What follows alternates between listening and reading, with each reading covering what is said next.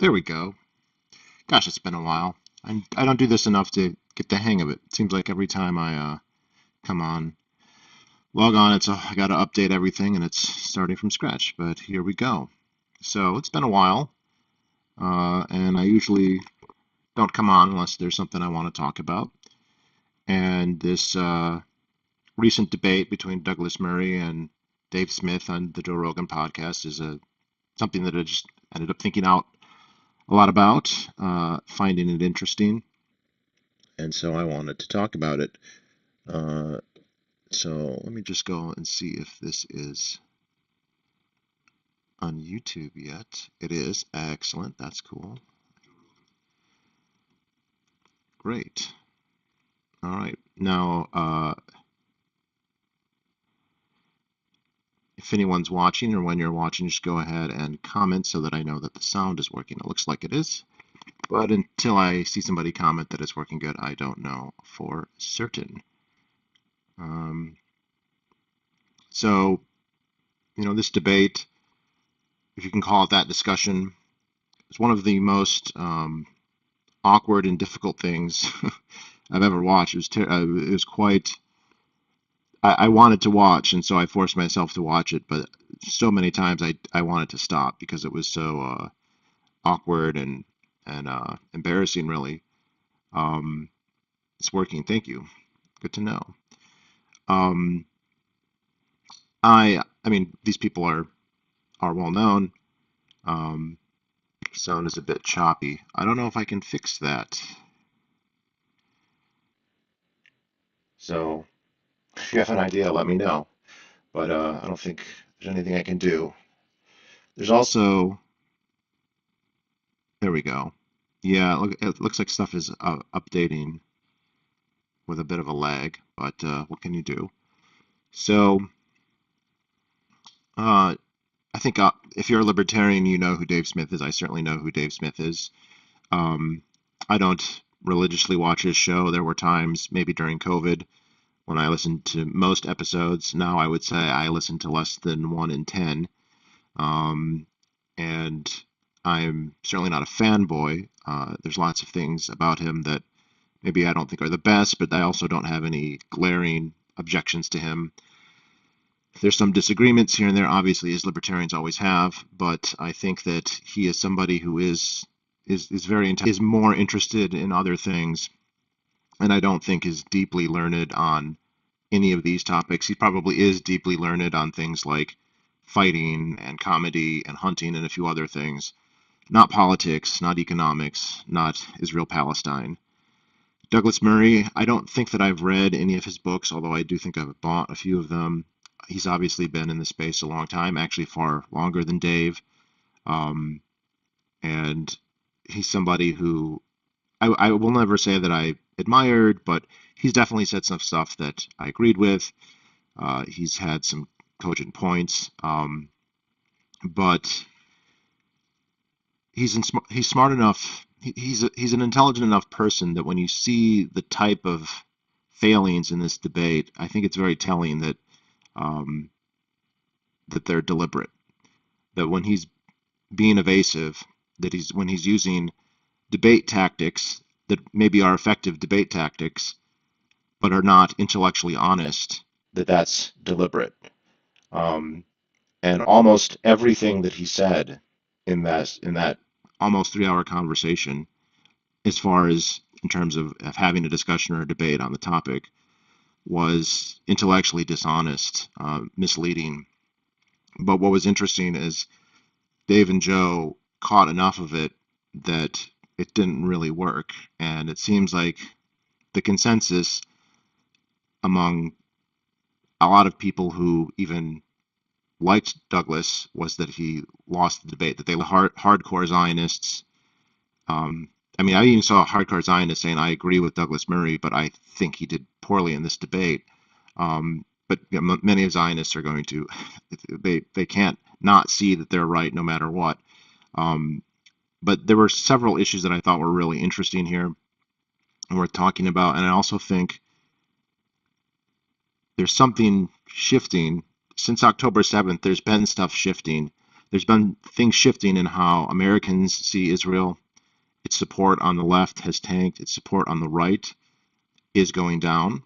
There's still strong supporters. Obviously, left-wing uh, left-wing politicians are very Zionist and pro-Israel. They're strongly influenced by AIPAC and by the Israeli lobby in other ways. Same with most Republicans, although I think a lot of, you know, run-of-the-mill Democrats, run-of-the-mill left-wing people are not very supportive of Israel anymore.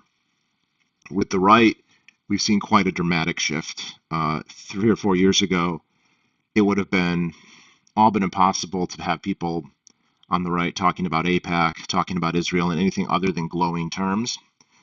And now there seems to be like a split. I don't know, it's 50-50, but not only are there critics of Israel, which there are many of those, but there's people who are now getting into territory that's uh, stronger than that, stronger than just being anti-Zionist. And the longer this war continues, I think the more that's going to change. But I think that there's an increasing feeling in Israel and among the Zionists, or as Finkelstein would say, the Jewish supremacists here in the United States, that there's going to be a solution, and that solution is going to be a final solution. And I know that maybe it sounds like a joke. I don't know what other word to call it, but I do think there's a feeling on their side that now is the time. They won't get another chance like this. Many of them honestly probably believe this is the right thing, that they're going to probably try to, at the very least, ethnically cleanse Gaza. Uh, and it's debatable, but like it seems like they probably want to if they could, and some of them think will, even if they think they can't, get away with some form of genocide. They want that land. I mean, enough. There's people. Israel is a diverse society. There's people in Israel who don't want that. There's people in Israel who have different views than that. There's religious Jews in Israel who hate Zionism, just as there are, Torah Jews against Zionism here.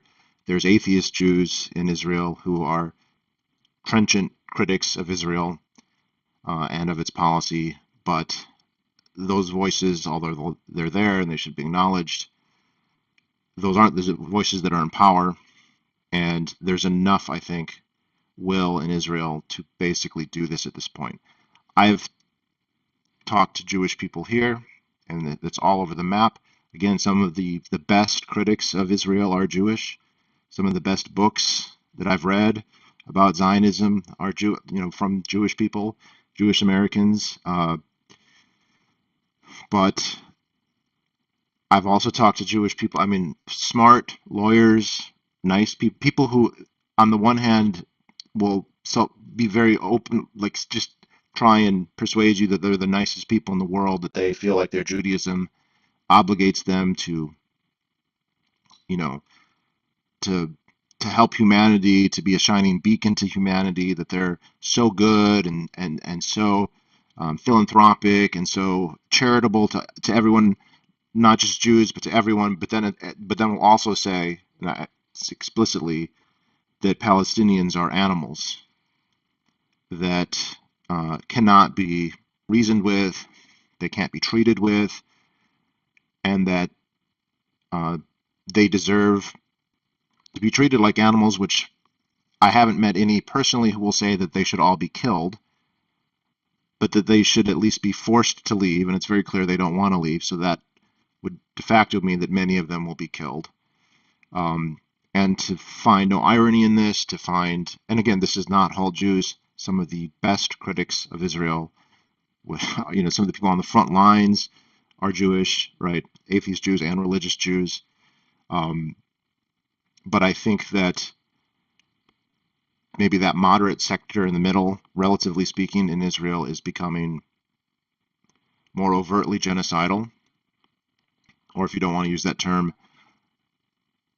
resigned or devoted to the idea that they're just going to push out the Palestinians. And they're being aided and abetted in this by Donald Trump, who is a total Zionist.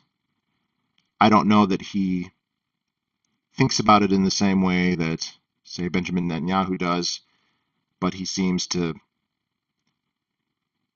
favor, again, some kind of final solution, some kind of end to this problem, and the only end will be some kind of relocation. And I think because this is happening, or likely to happen, or at least this is where it's trending, I think that the gloves are coming off, and that the rhetorical nuance is just kind of gone.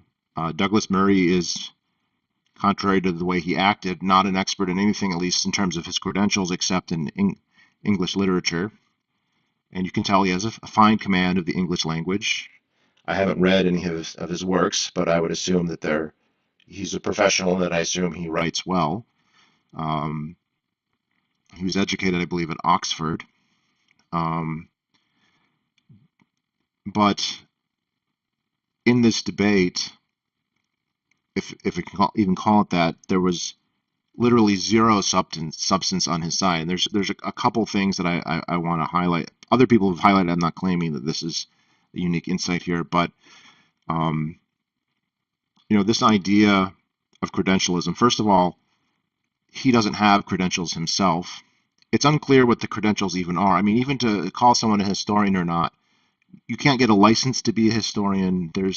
You know, you can get a history degree. There's lots of people who have history degrees who have never published anything, never written anything.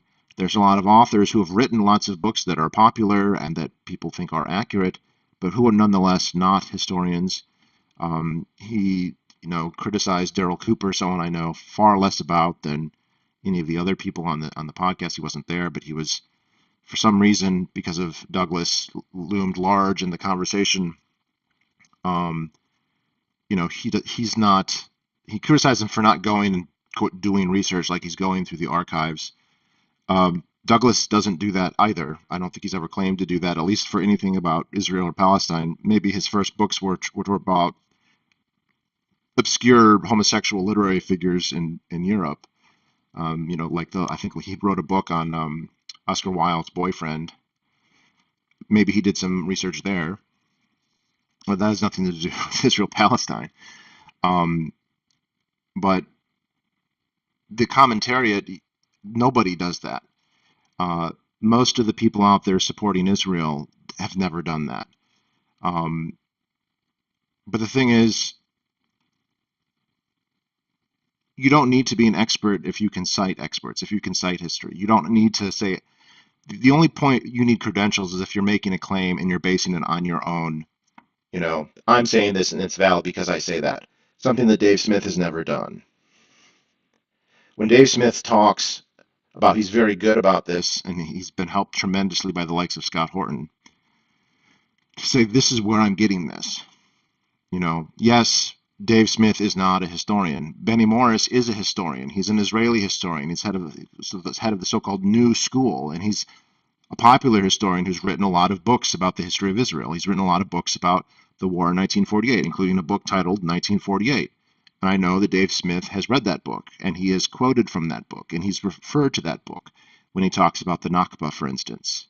Benny Morris's kind of big claim to fame was to debunk the myth that the Nakba never happened, or that the Arabs did it to themselves. This was something that your more sophisticated Hasbara trolls over the years would say. They would say, "Oh, you think that the Nakba happened? You heard that the Haganah and the Irgun and the Stern Gang and the Lehi group, that they ethnically cleansed Arabs, and that never happened. That never happened. The Jews did a self-defensive war after they colonized Palestine, and then the Arab leaders went on the radio and they told the Arabs to leave, and they left completely voluntarily, and there was no coercion at all. It was a voluntary migration, right?" And Benny Morris, who's an Israeli historian, an acclaimed Israeli historian, has said that's not true. That many Arabs were forced to leave. I mean, you could get quite semantic on this and say, well, and Benny Morris, when he's been pressed on this in debates, which I've seen him do when he's debated people like Norman Finkelstein, well, Sure, the Israeli, whatever Israeli armed force, whether it was the Haganah, the Lehigh Group, the Irgun, whatever, would show up in a village and execute some of the men, rape some of the women, blow up the buildings, kill all the livestock, and say, you have to leave. And then the survivors left. And you could then say, they weren't forced to leave. They didn't grab them and drag them to to another place. They just murdered their husbands, blew up, the city, killed their livestock, raped them, and threatened them, and then they decided to leave. So it was, if you think about it, really kind of voluntary, right? But so Ben or Dave has read that and will reference that. He's not standing on his stature just as a pundit or as a person who has a podcast.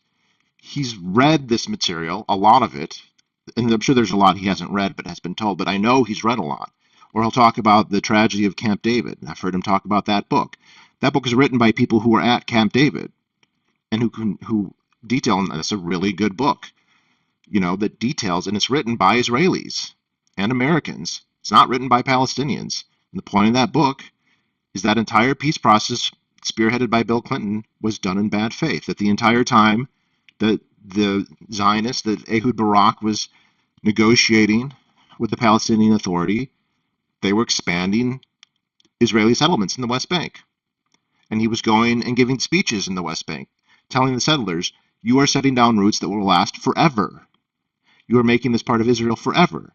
Where at the same time gets back on a plane, and then starts haggling over, well, we said we'd give you this much, now we need more. Scott Horton uses the analogy. It's like debating who gets how much of a pizza, but while we're having this discussion, you just keep eating more of the pizza. And suddenly the fact that we could have half is gone because you've eaten another slice and another slice. And then you say, because I ate that slice, I need a border, so I actually need part of the slice next to that. And then you take a bite out of that slice, like, oh, now I need the slice next to that.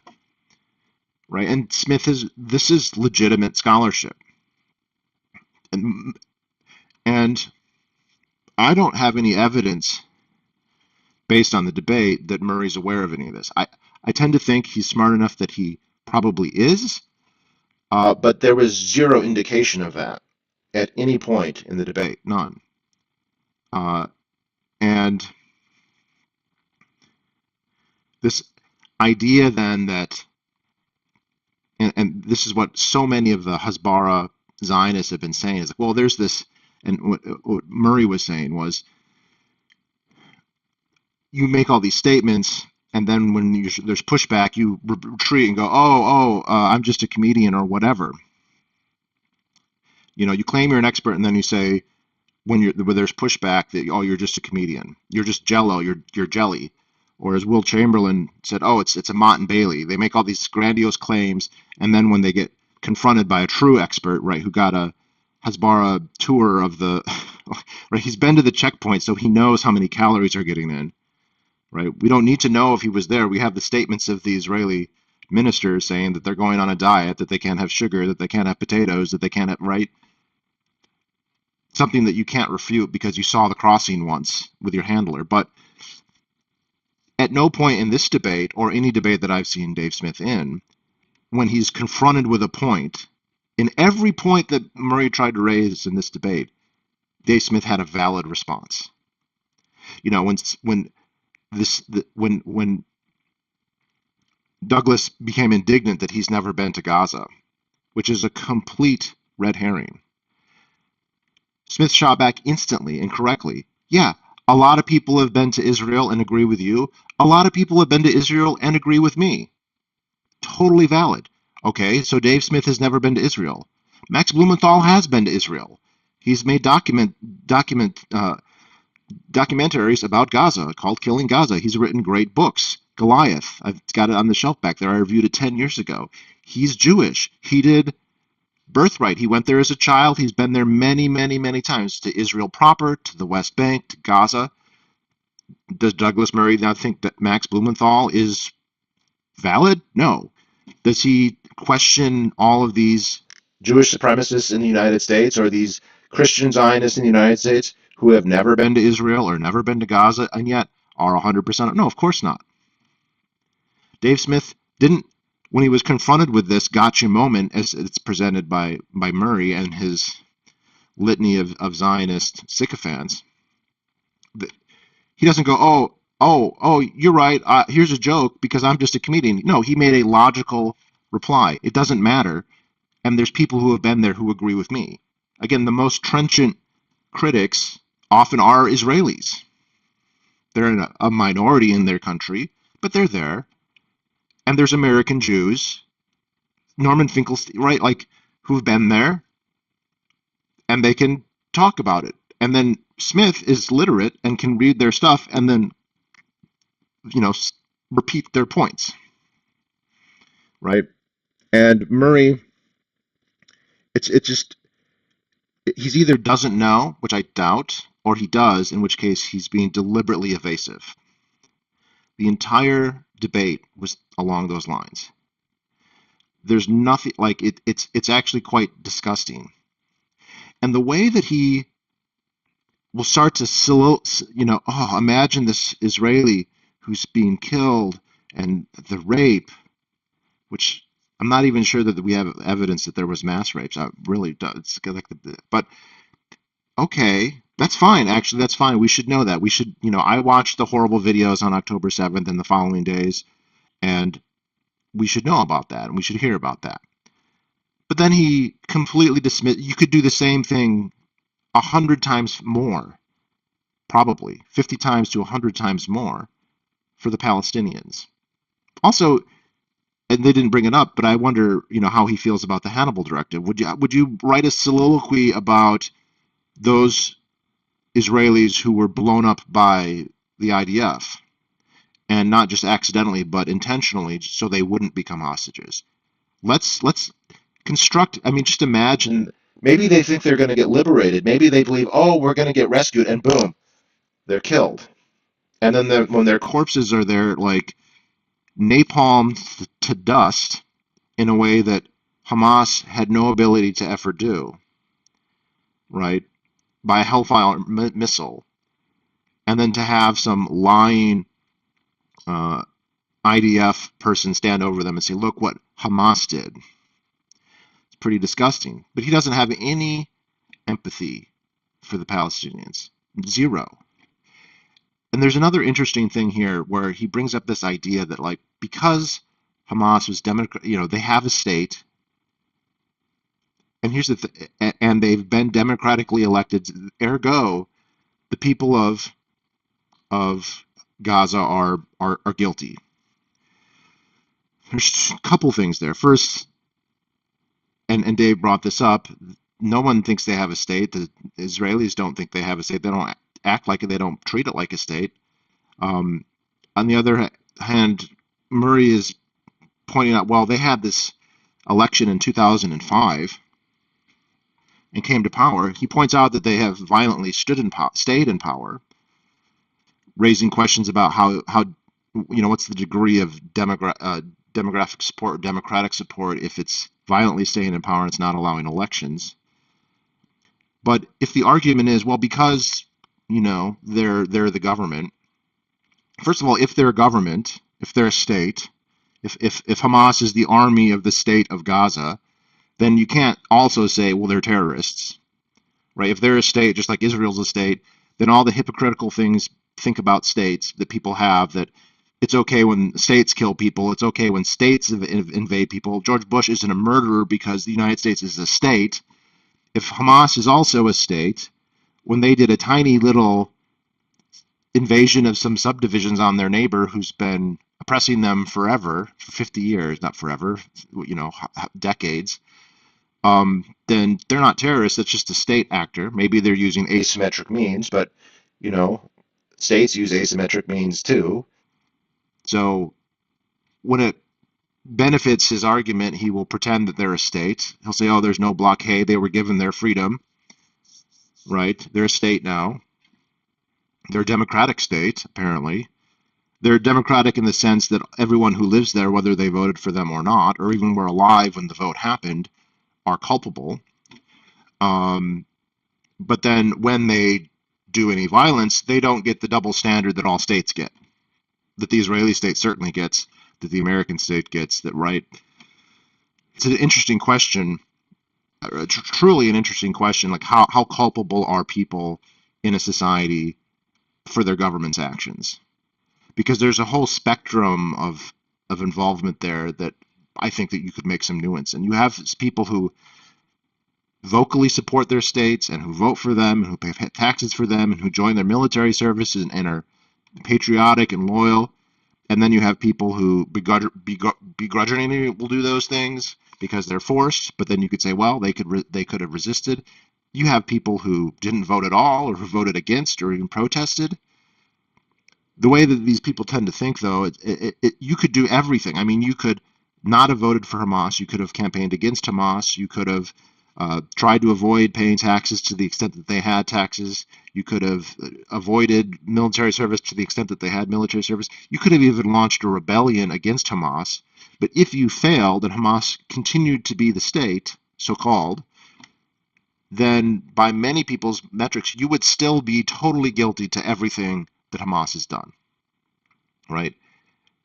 And of course, this is the same logic that Osama bin Laden used. He goes, you Americans support your government, even if you've never voted or you always voted against the person who didn't win, or you did vote for the person who won, but you didn't support any of those policies. You didn't even know about those policies in most cases, right?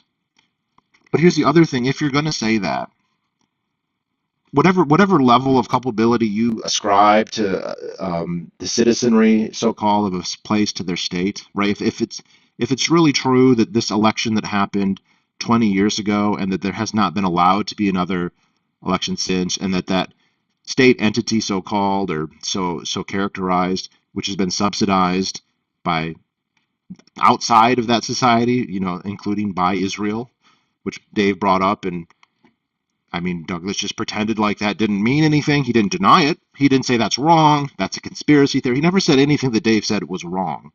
He just scoffed as if he's so sophisticated. He knows something that Dave doesn't know. But then he doesn't reveal that thing. I would love if he was actually totally wrong. Here's what you don't know. He just snickers like he knows something, right? But anyway, if you have determined that because of that election, even though half the people in Gaza are too young to have even voted in that, they weren't even alive, and it's actually probably more like 75% who could have never voted in that election. If it is true, though, that they still bear the responsibility, even though Hamas, by his own admission, violently suppresses resistance to them or threats to their authority, if you're going to say, doesn't matter, they're all guilty, and so they are fair game, by that logic, then there were no innocent people killed on October 7th, because Israel is a much more democratic society than Gaza is, if you're going to call it that. They have many more elections, right? People are much more integrated into their state. Everyone in Israel, if they're there when they're the right age, joins the IDF, male or female, right? Unless they can get out of it somehow, they all are drafted. The state owns all the land, or 94% of it, so they're all tenants, right?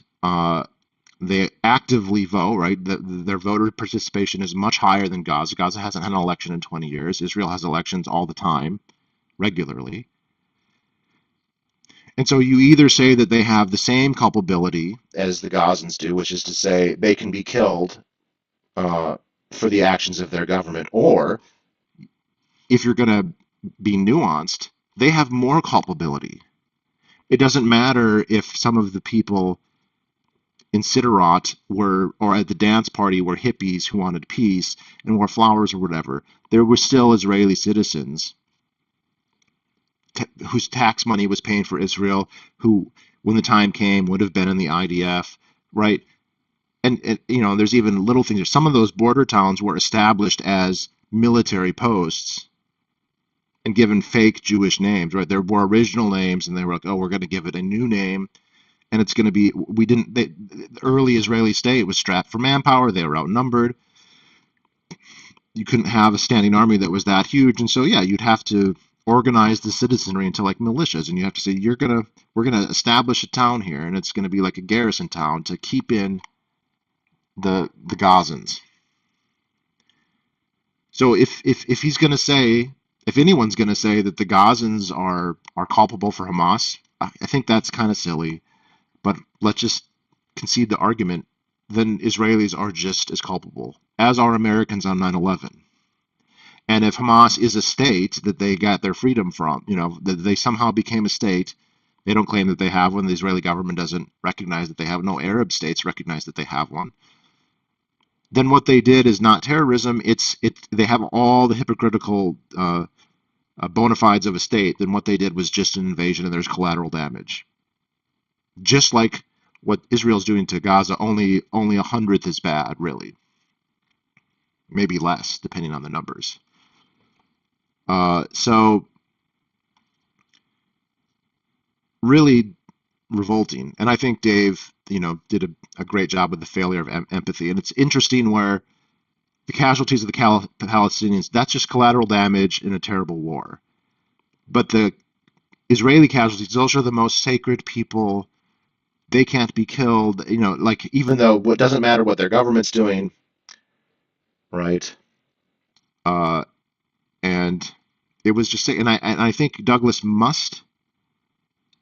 He seems smart enough that he should know that. I assume that he does.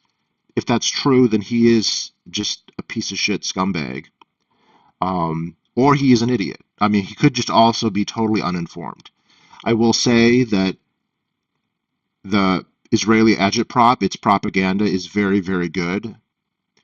Uh, if you are predisposed to it, they have a great story. They are able to put it out there pretty well.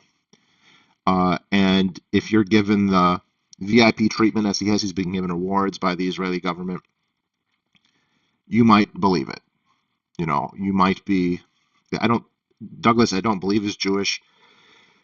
For the Jewish supremacists in the United States, and again, not all Jews in the United States feel this way. I mean, you have Torah Jews against Zionism. You have all these rabbis who hate Israel and burn the Israeli flag and you wear the right, and you have lots of atheist Jews in the United States who, again, like Max Blumenthal, like um oh why is his name escaping me? There's so many, it's hard to remember. Norman Finkelstein, Glenn Greenwald, all these people, uh, and just regular people. I mean, how many of these left wing socialists who are wrong about almost everything on these campuses, and you see them and they're white, they're probably Jewish, right? But in that issue, they're I mean, again, there's probably stupid Marxists half the time, who want to be queers for Palestine, whatever, but they're not Zionists. They don't support Israel, right? So like, uh, but for the people who are and who identify that way, they just think it's perfect, and they think anyone who doesn't think the way they do is just captured by Qatari money, apparently. Um, so yeah, but I'm worried that there may be a shift here where we're not even going to try and paint this in anything. It's just going to be ethnic cleansing. They're going to say we're trying to relocate you to make it better, but they're just going to try and ethnic cleanse them, and they don't want to leave. Uh, and so they're going to have to kill them, and they've been doing that. And it's interesting. They're like, well, how is it a genocide if they're not all dead? I mean, well, they didn't kill all the Jews in the Holocaust either. A lot of Jews survived, and I'm sure the Jewish population, they still had births happening, around the world. So I don't know. You say that there wasn't a Holocaust then. Also, it's like, at what point, if it's 100,000 they've killed now, or 200,000, and so that's 10%. At what point are you going to say, wow, 20%, 30%? At what point do you give a shit? And the answer is obviously never. They seem to think. I mean, for Sam Harris, he has this thing about Islam, and not everything he says about Islam is wrong or stupid, but it does seem like because they're Muslim, they everything they do is tainted with that. They don't. you can do whatever you want to them, and if they respond, it just proves that they're an evil jihadi, right? That there can't, and it's not to say that Islam doesn't color how they react or isn't part of how they react, but what do you expect them to do? You're saying we're going to take your land, and you're going to either be forced to leave, or you're going to be Israel is going to be a Jewish state or a Jewish democracy. But either one, it's very clear. I mean, you're not going to have equal rights. You're either going to be just kicked out, or you're going to be a third or fourth or fifth class person, an unperson. It's obvious. The people who even the people who like they'll try and there's lots of Arabs in Israel, and it's fine. They're the luckiest Arabs in the whole world, right? Because they have more rights in Israel than Arabs do in Egypt or whatever. And there might even be metrics where that's true, but they don't have the same rights as Jews do in Israel, right? It's very similar. I mean, you could say the poorest black person in let's go back to the height of Jim Crow, like the worst time of Jim Crow, where the lynchings, right, all the legal double standards, and you could have very correctly said, you know what, the most down put, worse off Uncle Tom, in Alabama is better off than almost every black person in Africa, because that was probably correct.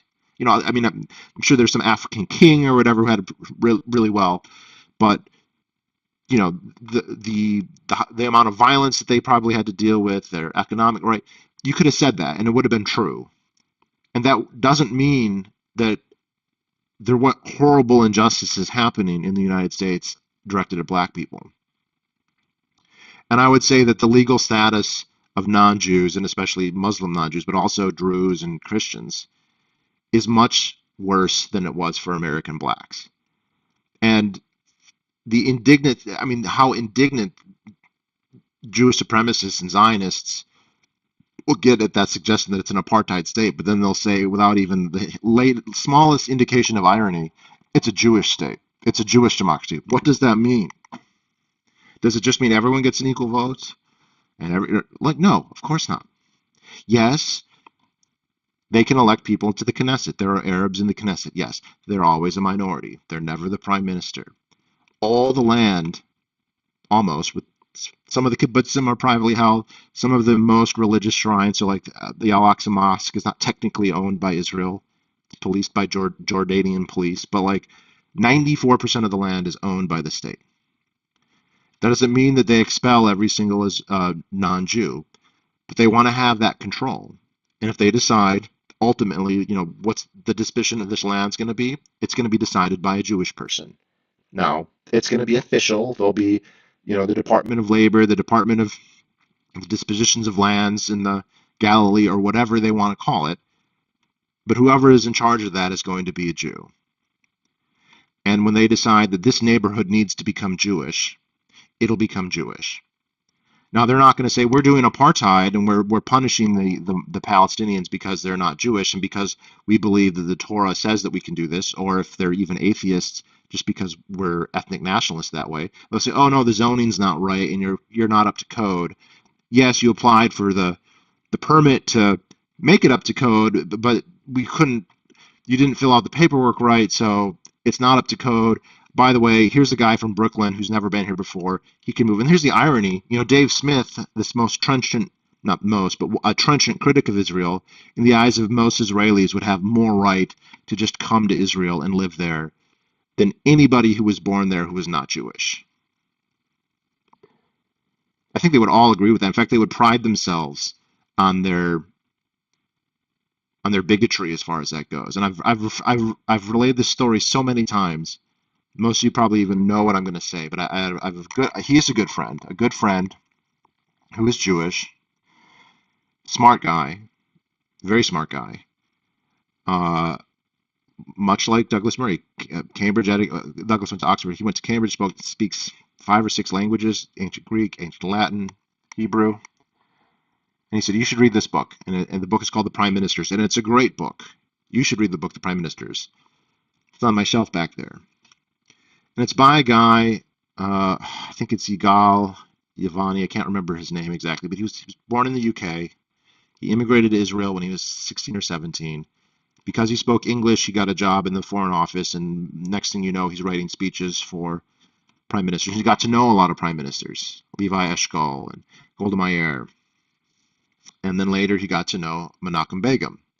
And when he first, because he was Labor and Menachem Begum is Likud, he kind of saw Begin as like a political enemy. But he was a good civil servant, so he obeyed the prime. He didn't refuse to work or whatever.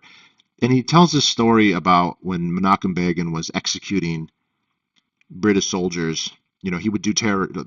I mean, literally do terrorism, murder innocent people, including Jews in some cases, um, although not intentionally, probably. And then when there would be retaliation, he would then execute British soldiers. And he retells this story. It's on page 21, I think. And this is again Yagal reminiscing about Menachem Begum. And he's telling this story to say people think he's a terrorist. People think that he's this monster. I'm telling you this story to show you what a pure of heart, wonderful person this guy is.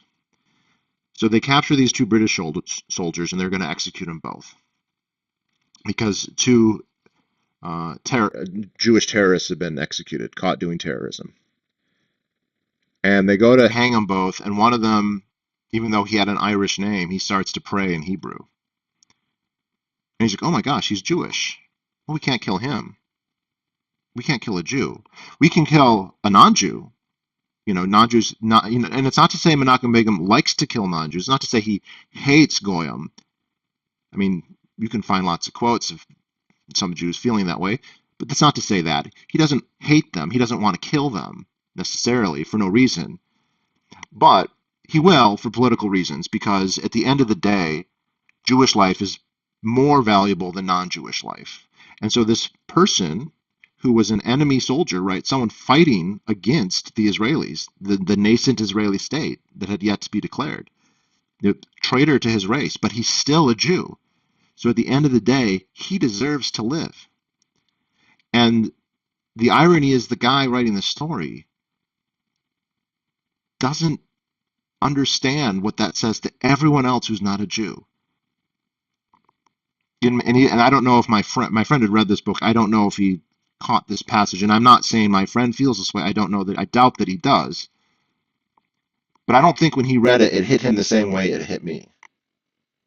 This guy does think that every single Jew in the world, the lowest, scummiest Jew who ever lived, is above every single person who's not Jewish in terms of value. And Menachem Begum thinks that, and the Labor MP, right, this atheist Jew who's writing this book, this Anglophile atheist Jew who's writing this book, he also thinks that, because he relays the story without any sense of what this says about him.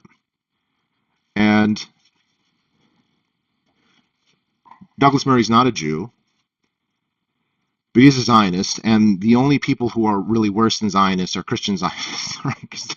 Because they're cucks, because they want all the supremacy and all the horror and all that.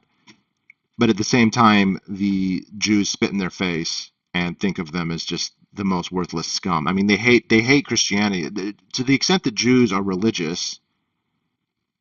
I mean, again, it's a broad enough religion that there may be exceptional schisms here and there, but by and large, rabbinic Judaism after the advent of Christianity became anti-Christianity. It really became shaped by saying we're not Christians. We hate Christians. Jesus is in hell boiling in excrement. The worst thing you can be the worst thing you can be is a Christian. It's the most despicable thing ever. And so these Christian Zionists who are like, let's get them a red heifer and we have to support Israel no matter what. To the extent that an Israeli Jew is religious, and again, many of them are not, and there may even be some sects of religious, there may be so-called Jews for Jesus, that is a thing. They think that you're less than a snake, they think that you're scum, you're totally subhuman. But even the ones who will say, I'm not religious, and I'm a secular Jew. But it is true that the people of Gaza are animals, and it's out of and the book, I ache. It's such a tragedy. It's so horrible what they've done because they make us have to destroy them. It's just so horrible that the pain that the IDF soldiers are going to feel as they commit this genocide, which it's not clear how many of them feel that way. Some of them probably do. A lot of them maybe think this is awesome. I mean, some of them do. And the other interesting thing too in this debate is Douglas Murray at no point found something that Dave Smith had ever said and was like, "You said this one time and it was wrong, or it was stupid, or it was bad." It was, "Well, you talked to Jake Shields, or you met Daryl Cooper, who again has never said anything anti-Semitic." The whole guilt by association is a total fallacy. But okay, it is true though that there are true anti-Semites out there. There are really, really anti-Jewish people. As Ryan Dawson says, there's people who, when their coffee is cold, are like, "Oh, some Jew came and blew on my coffee and made it cold." Okay, those people do exist. They're out there, and you can find quotes from them. But that's a two-edged sword. There are people in Israel who think all non-Jews are scum. There are people in Israel who want to annex all the area around them from the Nile to the Euphrates, and they write children's books about how Lebanon is a land that belongs to them, at least up to the Litani River, and that uh, Christians are scum, and that all non-Jews are animals, and that we can't allow them to be buried in our cemeteries. Even soldiers who fight in the IDF and die for the state of Israel are scum. They don't deserve to be buried with Jewish people. Even a Jewish criminal, right? Even a rapist Jewish criminal is better than a patriotic Israeli citizen who fights and dies for the Israeli state. And you can find quotes like that too. And, Douglas Murray doesn't feel any need to answer for any of that, probably because he doesn't believe that. But it's interesting how anyone who opposes Israel, they have to answer for the worst, most regressive anti-Semite. Dave Smith has never cited the protocols to the Elder of Zion in anything that he's ever said, nor has Daryl Cooper, right? It's it's just astoundingly bad. And I'm glad that they had the debate. I think that it hurt the Zionists. I think that Murray came off very badly. I mean, the strong supporters are going to be the strong supporters. A lot of these people can't be reached. But a lot of people who could be reached looked at that and said, "This guy is a total sophist," and he was. So, but I am very concerned that they're just going to go for it. They're going to go for they're going to annex it. I mean, they kind of already have, but they're probably going to ethnically cleanse or maybe just straight up genocide. And they're just always going to say, because the Sam Harrises and the Douglas Murrays of the world, the Ben Shapiros of the world, obviously, and sadly enough, the Donald Trumps of the world are just going to say, "Well, this is fine," and Israel can go no wrong. The altercation always starts with the reaction to the Israelis. You know, the fact that they moved there and said, "We're taking over." We can't start there. We can start with the Roman exile, which maybe never happened, right? We can't talk about. I mean, you can't really talk about where do European Jews come from? Which, spoiler, we don't actually know for sure, but their connection to biblical Judaism is tenuous. Now, I mean, it's an interesting topic, but like the Romans, the Romans were not mass exilers. They weren't population movers. There were other empires that did do that. The Assyrians were quite known for that. The Assyrians, when they would conquer people, if they had uprisings or whatnot, they would try and displace those people, and they did that. They did that to a lot of people. The Babylonians also did that. That's why you have the Babylonian exile, which I think is dramatized because I think most people are quite certain now that it was not ever the whole population, but some group of the elites, whatever, were moved to Babylon. And there's evidence that a lot of Second Temple Judaism kind of developed during the exile. I heard one researcher say, prior to the Babylonian exile, you had Yahweh, who was just basically a Canaanite deity, a storm god. And when the exile's over and the Persians allow the the Jews to return and to rebuild the temple. Cyrus the Great gave money to building of the second temple. Cyrus by the Great, a fascinating ruler, one of the rare rulers who was lauded by peoples that he conquered, all over the Middle East. By the way, Persian. Um, that's when God becomes God. That's when the deity of this Israeli tribe, this tribe becomes God, capital G, the God, and there's not even a pantheon of other deities. But the Romans didn't do that. The Romans didn't resettle big populations. They suppressed rebellions when they happened, um, and they brutally suppressed at least two in Judea. But they didn't exile people.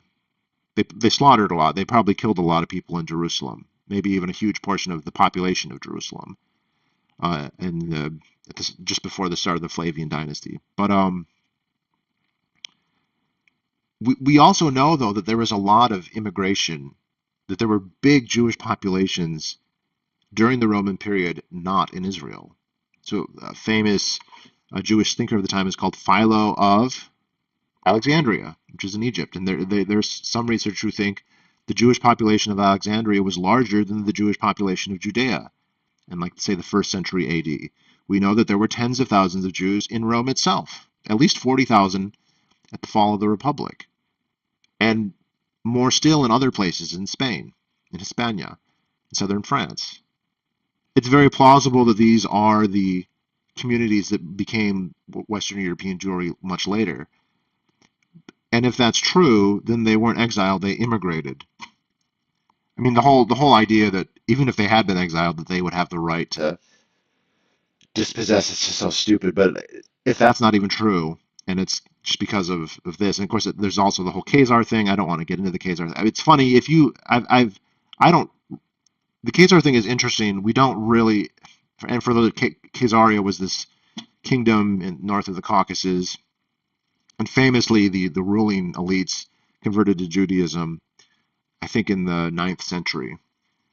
And there's a theory that the Eastern Pale of Settlement, those Jews, Ashkenazi Jews essentially, are descended from the Khazars. We have such scant evidence about the Khazars. I mean, we know that there was a conversion at the top level. We don't know if there's conversions with anybody else. Um, that I don't think that we can say that that's where the Jews of the Pale of Settlement comes from. I think it's much easier to say they could just be descended from the people who emigrated out of Judea. That a lot of Jews lived in Western Europe. We know that during the Roman Republic and the Empire, and that's probably, if they come from anywhere, that's probably where they come from. Um, but that, I mean, it doesn't shouldn't matter. It doesn't matter for them to come back and just say, well, because this happened, the Romans were bad, ergo the Palestinians should die. It's also ironic because it's probably true that most of the population never left and at some point converted to Christianity and then converted to Islam later, and that the modern day Palestinians are probably ethnically, genetically, at least as tied to, or maybe more tied to the biblical Hebrews than Ashkenazi Jews are. Probably. Debatable, but probably. Again, not that it should matter at all at this point. Um, so, anyway, those are my thoughts. Let's see what you guys have to say. Boop, boop, boop. Thanks for everyone watching. It started kind of late. Wow, I ramble a lot.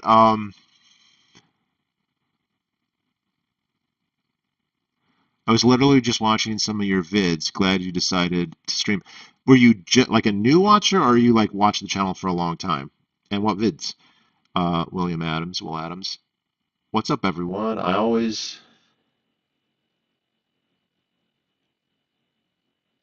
Would you do more hypnosis stuff? Like what kind? I've been to Israel, so you're an expert. You popped up on my feed. I watched you regularly 12 years ago. That's the start of the channel.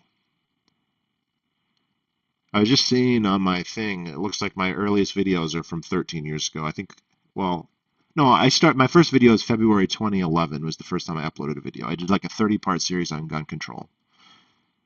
Um, who cares about separate water fountains when you can have access to clean, malaria-free water? Yeah.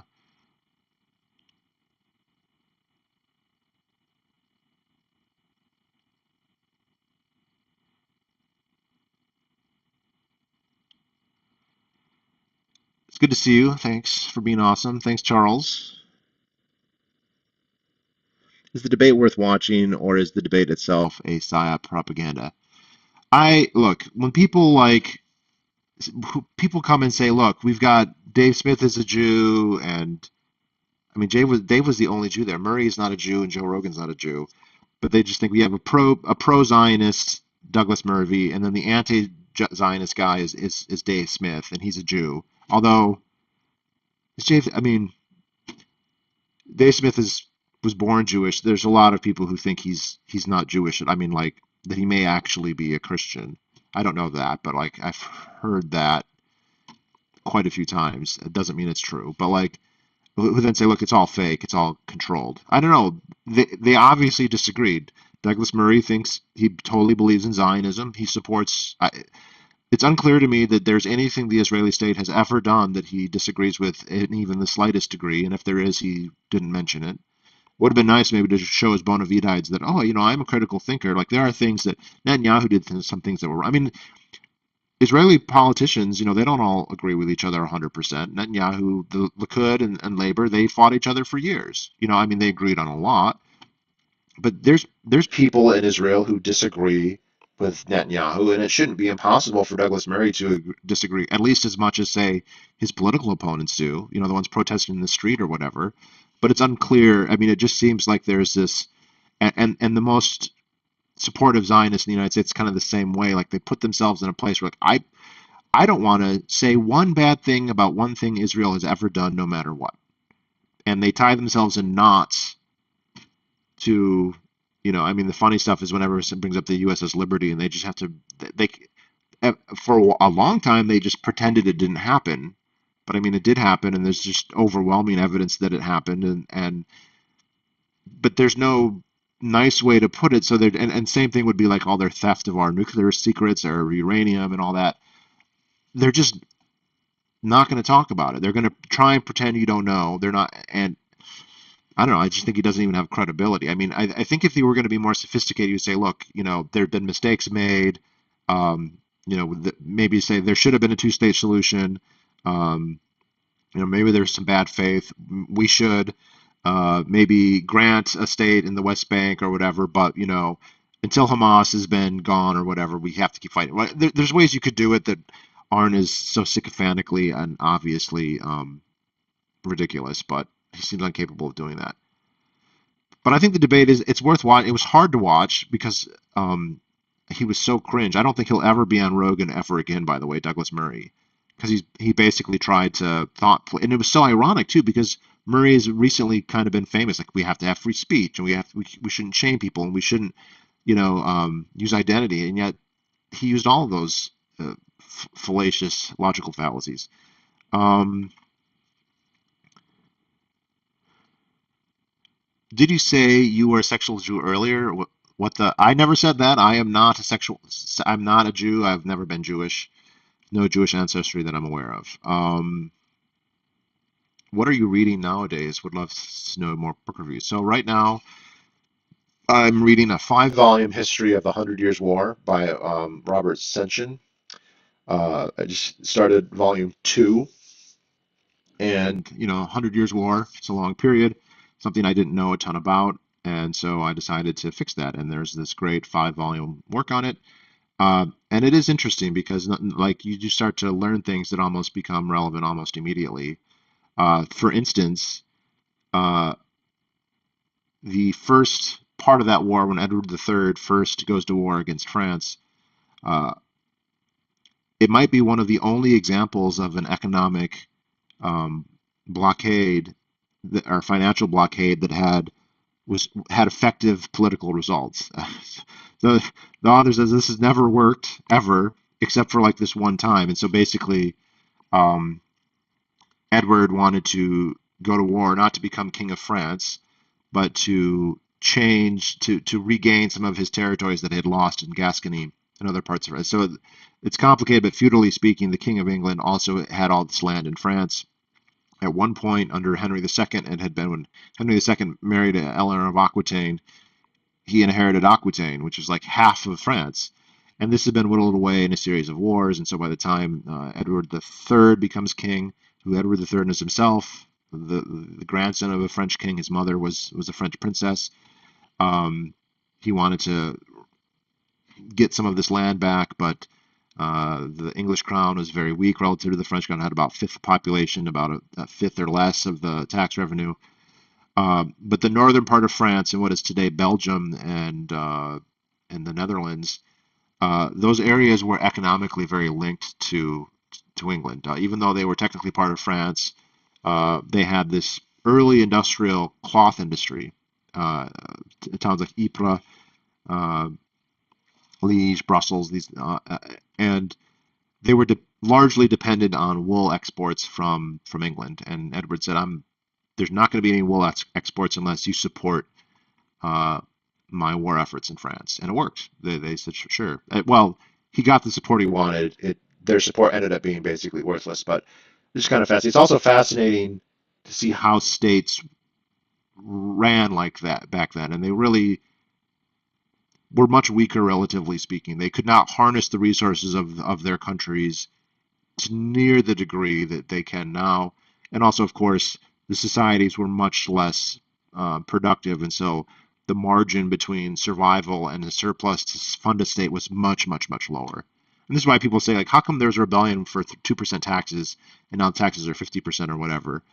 And it's like, yeah, because there was a time where there might be no surplus at all, or might only be all you produced fed yourself, and there was 1 or 2% on top of that. So if the state took 1 or 2% of that would make you completely destitute essentially. So fascinating book, interesting. It's this big period where like both England and France, modern England and France, are kind of born in the process of that war. A lot of people would say, and there's a theory that states are born out of warfare. This warfare makes states, and that this is a conflict that made those two states probably some very large. It's not the only thing that matters, but it's also just fun to read. Like you're reading a story, but it's a true story. So that's what I've been reading. I've been watching your channel since 2012. The first video I discovered was your libertarian. Oh, my best libertarian books. I forgot about those. Yeah, is that the one where I recommended Mein Kampf? Got screenshotted. Um, How did Murray go down from beating Malcolm Gladwell to becoming Malcolm Gladwell? So that's actually an interesting question. Um, it's possible that he has biases that are just so strong that he doesn't see the irony, or he doesn't see um, the intellectual failure there. Um, so I guess it's a question of how intelligent do you think he is? I think he's pretty intelligent, in which case I think that it's deliberate. I think he knows. I don't know, but it seems like he knows better, and he's just unwilling to do it. Or it could also be that he's so conceited, and he comes across this way, certainly in the video, that he feels like it's even beneath him to have to. I mean, he didn't refute. I mean, he didn't even refute a single thing. Dave Smith said, and Dave is giving very specific, like, this prime minister said this thing on this date. Here's the book. Here's the source, and he just just scoffs. It's like, okay, if you are so knowledgeable, then I mean, he dismissed I mean, he made it clear that basically you can never bring up someone with a Jewish name because somewhere out there's an anti-Semite who will become more anti-Semitic because you mentioned a Jewish person. So Paul Wolfowitz and the neoconservatives can't be mentioned. There's also this thing, again, totally nonsensical. He goes, Paul Wolfowitz is just the Undersecretary of Defense, so it doesn't really matter. But that's not how power works. Everyone knows that Dick Cheney was. I mean, some vice presidents are just the vice president, and they're nobodies. They have no power. And some vice presidents are actually in control, and Dick Cheney is one of those people. The Office of Special Plans. What is that? I mean, there's lots of committees, and it's like a lot of them are just dead end, don't mean anything. And sometimes they have a connection and they have control. And the Office of Special Plans and the neoconservatives, yes, they on paper they weren't the president or senators or whatever, but they made these policy papers about a war to overthrow Saddam Hussein, and then that happened. They had the influence to make that happen. It's kind of reminded me, if you've ever read, uh, oh gosh, what's this called? Robert Moses and the Fall of New York. Robert Caro's book about Robert Moses. Um, I think Downfall. Um, he talks about he was at a city council meeting where the mayor of New York was like, "I'm going to fire Robert Moses," and then Robert Moses, no, no, no, no, you're not. You lost. And it's like, but Robert Moses he was just the parks commissioner and the head of the Triborough Authority. What do you mean? Some guy who runs the toll bridge and does the Central Park? Who's he? He's nobody. No, he ran New York City for 40 years. He was the most powerful person in the history of New York City, in New York City. No mayor could get rid of him. He was absolutely, and that book is usually considered one of the best books ever, the most thoroughly researched, best books ever written. Presumably Douglas Murray has read it. Presumably Douglas Murray, if he's so sophisticated as he thinks, understands that it's not always the case that people's official position tells you how much power they have. Some first ladies are nobodies, and some first ladies are the president. If you had asked him about is Jill Biden maybe a little bit more powerful than, say, Nancy Reagan was, he'd probably say that. But now when he wants to dismiss Paul Wolfowitz's influence, oh, and then try and make a joke. Oh, he's got a wolf and a witz. He's got a predator and a Jew. Totally missing the point that and well, I don't think he missed it. I think he intentionally deflected away with this nonsense and basically said you shouldn't talk about neoconservatives. The guy who wrote a book about why we need neoconservatives.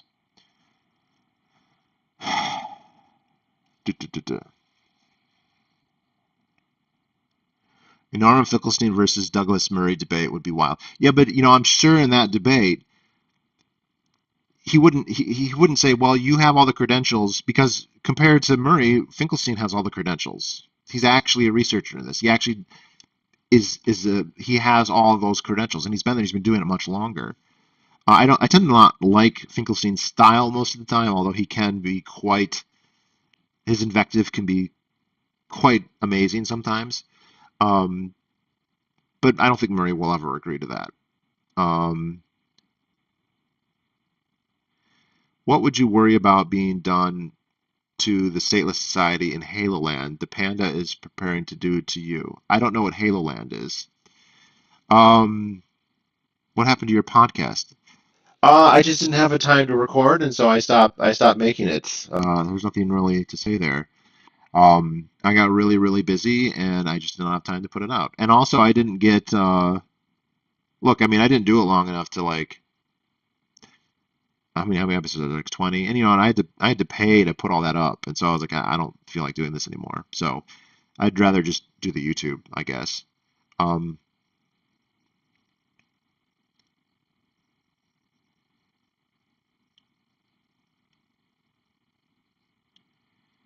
Yeah, the whole debate could have been upturned just by asking Murray to define what he means by an expert. Yeah, but then also what even qualifies someone as an expert? You have a degree in English literature. He writes for newspapers. Having podcasters now are the equivalent of columnists from 30, 40 years ago. And the good podcasters, I mean, there's good ways you can get a lot of eyes, and you can just if you make a lot of content that people find entertaining. But one of the ways you can do that is by bringing something to people, and sometimes the content can be good stuff. And so, Daryl Cooper, for instance, and I don't watch his podcast. I've listened to some of it, but like he doesn't have to be a historian, like Gandalf going through the records of Gondor to find his stuff. But he can read the historians and then bring it to you in a way that's digestible or laid out. Because a lot of these historians aren't very good at that. A lot of historians are not good at popular culture. They're not good at media. And even if their books are really good, even if their books are relatively popular, it doesn't always translate super well. And so it's very useful to have somebody who can do that. And that doesn't mean that they're wrong. It doesn't mean that because they didn't do and like Murray didn't do any research himself. The books that he writes aren't things where he's going through the archives. So uh, it was a good podcast, though. There are free ways to post a podcast too. Oh, well, let me know what they are. Maybe I'll look into it. It's just, I don't know. The whole thing is, it's just interesting. Like I feel like my channel and my podcast, to the extent that I had one, it's weird because it's not like nothing. There's an audience. There's always been an audience. It's not a big audience, but it's also not a tiny audience.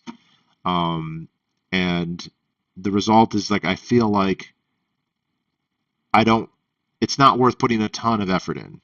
And maybe that's getting the cart before the horse. And maybe it's like, oh, if I put more effort in, there was a time where I was making videos like every week or a couple videos every week. Back in 2012, 2013, 2014, it was boom, boom, boom, boom, boom. There's tons of videos of me with short hair, sitting in a bathroom on an oil rig, and like who will build the roads and healthcare and gun control and blah, blah, and like it just I got so yeah, my subscriber base did grow, but it was very, very modest, and it's kind of always been that way.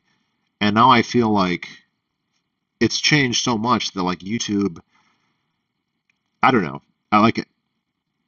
Nothing that I've ever done. It's crazy. The videos that get the most views are also almost never. I've never had a video go viral or even close to viral.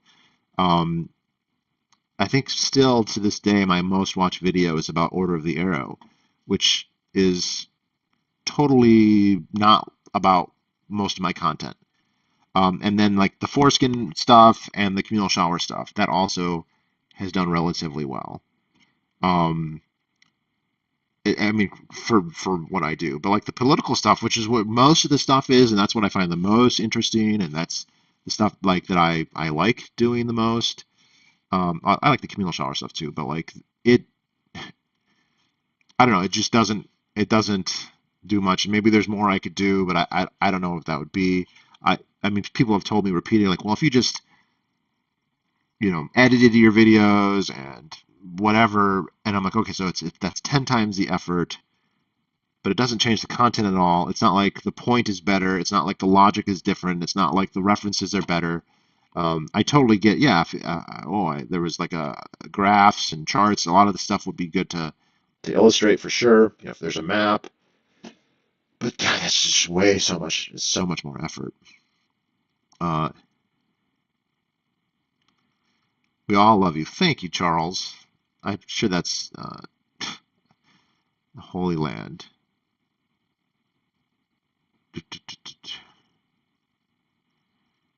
So I don't know. I think it's weird because I do see a lot of channels that nobody watches that are just totally 100% nothing burgers, and they that have been around a long time. And it's like, okay, those people are just super boy. It's like I remember seeing one. I mean, this guy's been making videos for 10 years, and he was like, "Wow, 500 subscribers! I can't believe it!" And it's like, what have you been doing that you can't get, more than five, right? Um, And I remember at the time thinking, man, I have 1,000 subscribers or 2,000. I don't even know what it is now. Well, how many subscribers do I even have? I don't even pay attention to this really. Let's see what it says. Go to your channel. 4,200. Okay. What's my most viewed video? Videos. I think it's popular. Oh, I stand corrected. My most viewed video is how long does foreskin restoration take?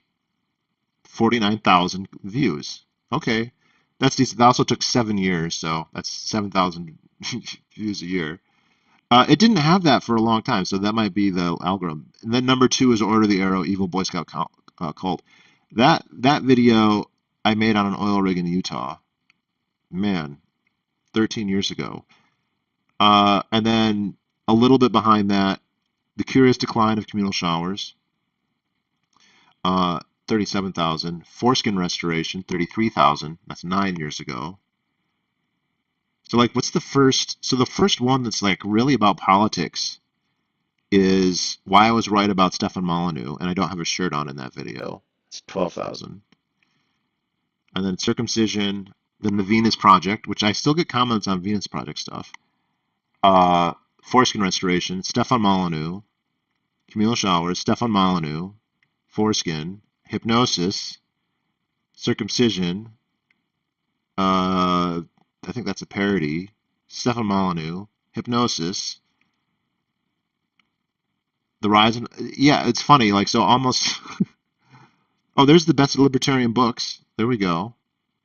Um, I could do another one of those maybe because there are some really good ones that have come up. Kibbutzim, Awakening from Anarcho-Socialist Utopia. That was a good book. Um, okay, here's my favorite. I mean, so I have this one from 11 years ago when I first moved to New Hampshire. Libertarian or liberal hypocrite, I rebuke thee. I have some subscribers who say they watch that video to like get pumped up, that they love watching that video. It makes them really pumped up. Okay, but what's it's I don't know, the annoying thing, the true thing, whatever, is like all this stuff about politics, it doesn't track as well. So like you got to talk about foreskins, cults, and Stefan Molyneux, and like even Stefan Molyneux is kind of like um, not around anymore. I mean, I guess he's been banned or whatever. Um, I shared the Goku versus Superman video a lot. Oh yeah, the truth about the Goku versus Superman death battle. The truth behind the Goku versus Superman death battle. So are you the reason why it has 6,700 views? Too, and like I think I've fairly outspoken about Stefan Molyneux, but he should never have been banned. Like he should still be around. I wouldn't want to watch his stuff. It's so hard to watch. But he shouldn't have been banned. He should still be out there. Um, it's also a case of like, a lot of it stuff has been covered. I've covered a lot of stuff. And it's like, what would I say different? I mean, I'd say it with longer hair. I might say things different. Like a lot of people, I'm always reading, I'm always learning, and like there's certain things where I've shifted a lot, but most things it hasn't shifted a ton.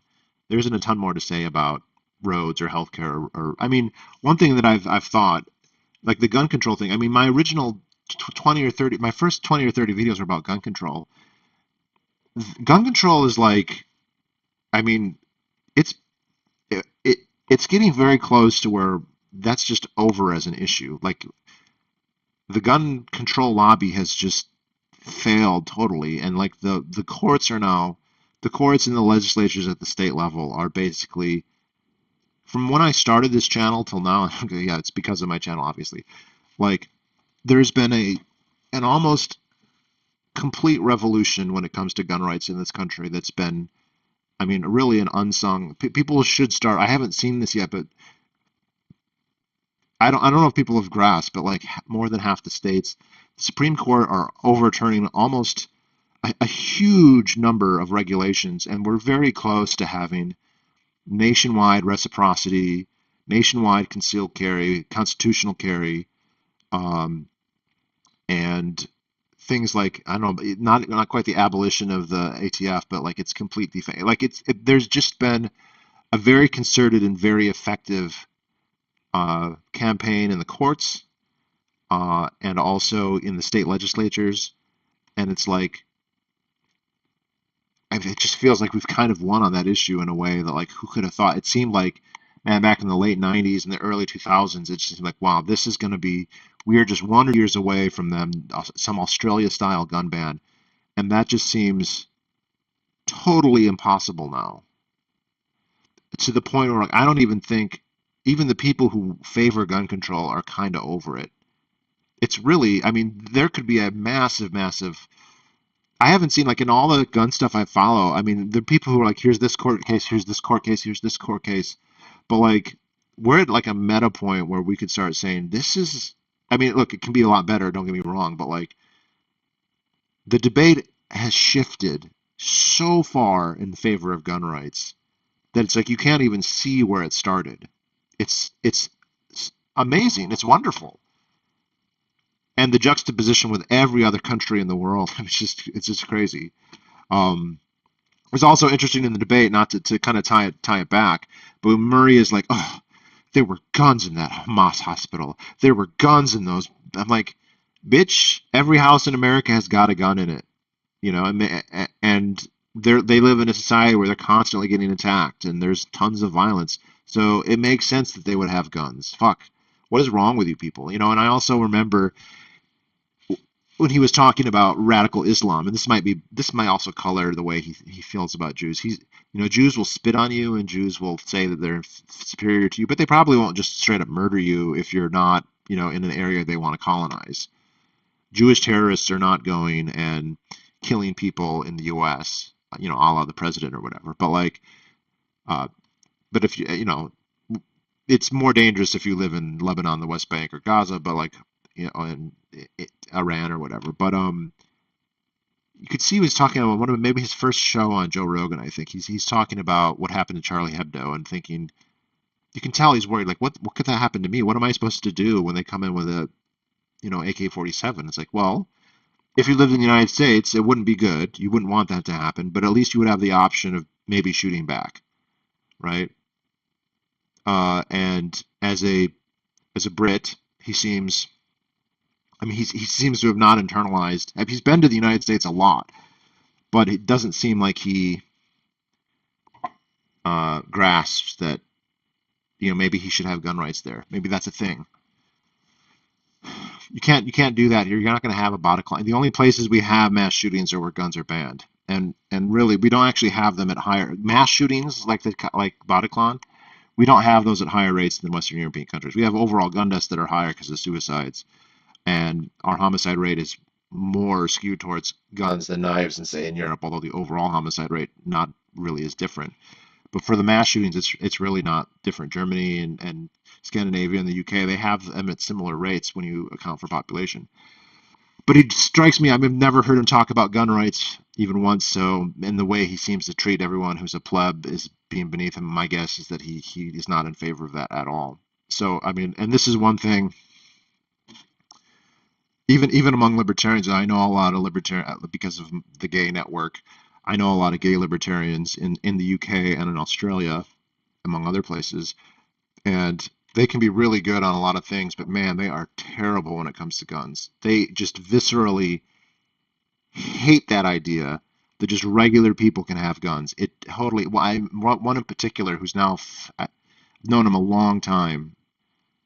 Like he's now a commentator, I think, for one of the British papers or TV.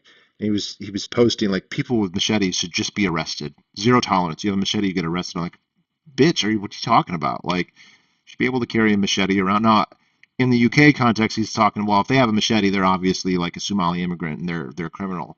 But like, well, they should just make it legal for people. I mean, all this stuff where they've banned butter knives and cricket mallets and all this shit, and like now they're totally neutered.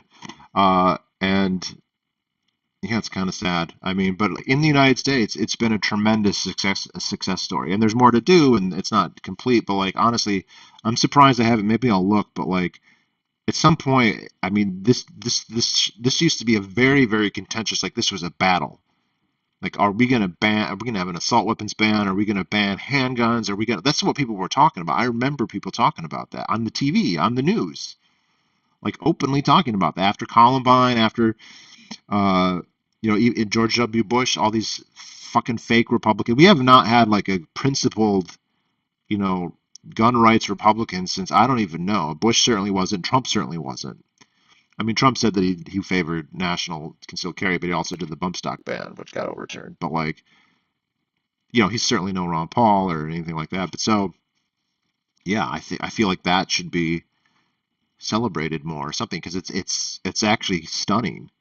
I do think that at some point, I remember when, for those who don't know the history, but like up until 2008, so when I was still in college, every single state required you to get a permit to conceal carry. And some states didn't allow you to do it at all. Some states said they had what they called may or discretionary issue, which meant you could apply to a permit, but they could say no. And depending on the states, like Alabama had that, but they would agree to most permits.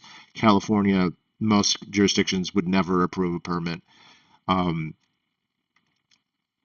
but then there was one state, Vermont. Vermont just never passed any gun control. So like you can conceal carry, open carry in Vermont. And it was the only state like that. And then I think it was Wyoming in like 2008 said, we're gonna allow constitutional carry. you don't need a permit to conceal carry. And it was like, oh my God, this can't be allowed. And then it was like, oh, there's just no way. Everyone's in Wyoming's going to kill each other immediately. And then it was like a year or two later, Alaska did it, and then Tennessee, and then like New Hampshire did it after I moved here, I think in 2015 or 2016. And now it's half the states. And at some point, we're all going to die. Everyone's going to kill each other no matter what. It just becomes like, no, no, no, we're not. We have like the jury's back in. They've reported back and like not guilty. There are some incidents, but they're so rare. They're laughably rare when you look at the numbers. It's like this is over. This debate is over. David Hogg needs to get over this shit. Sorry.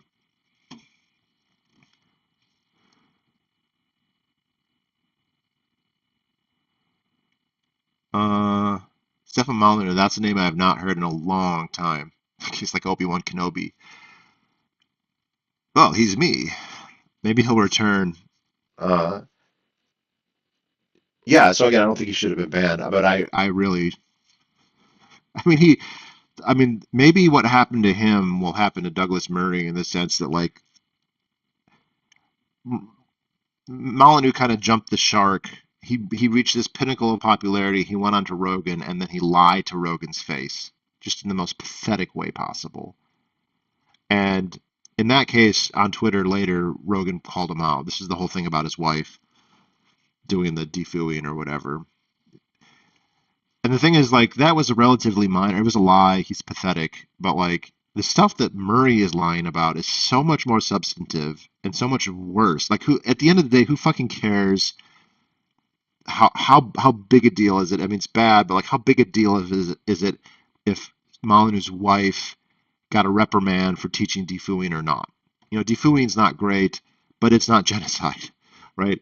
And right, the stuff that Murray is like a logical fallacy, but logical fallacies to defend. I mean, you don't have to say it's a genocide, but the murder, the killing of tens of thousands of people on the slim read that what Hamas got elected there in 2005. I mean, by that logic, you can kill all the people in Israel because of what the Israeli government does. Like, so it would be nice if he was canceled. The only problem is, like, obviously, uh, Douglas Murray is getting. I mean, he's getting promoted by the president. He's getting promoted by the Hasbara has really glommed. He's a good guy. He's a good person for them to use because he's not a Jew. Um, and who knows? I mean, some people think there's coordination going on with him. I don't know if that's true, but like, wouldn't surprise me. Um,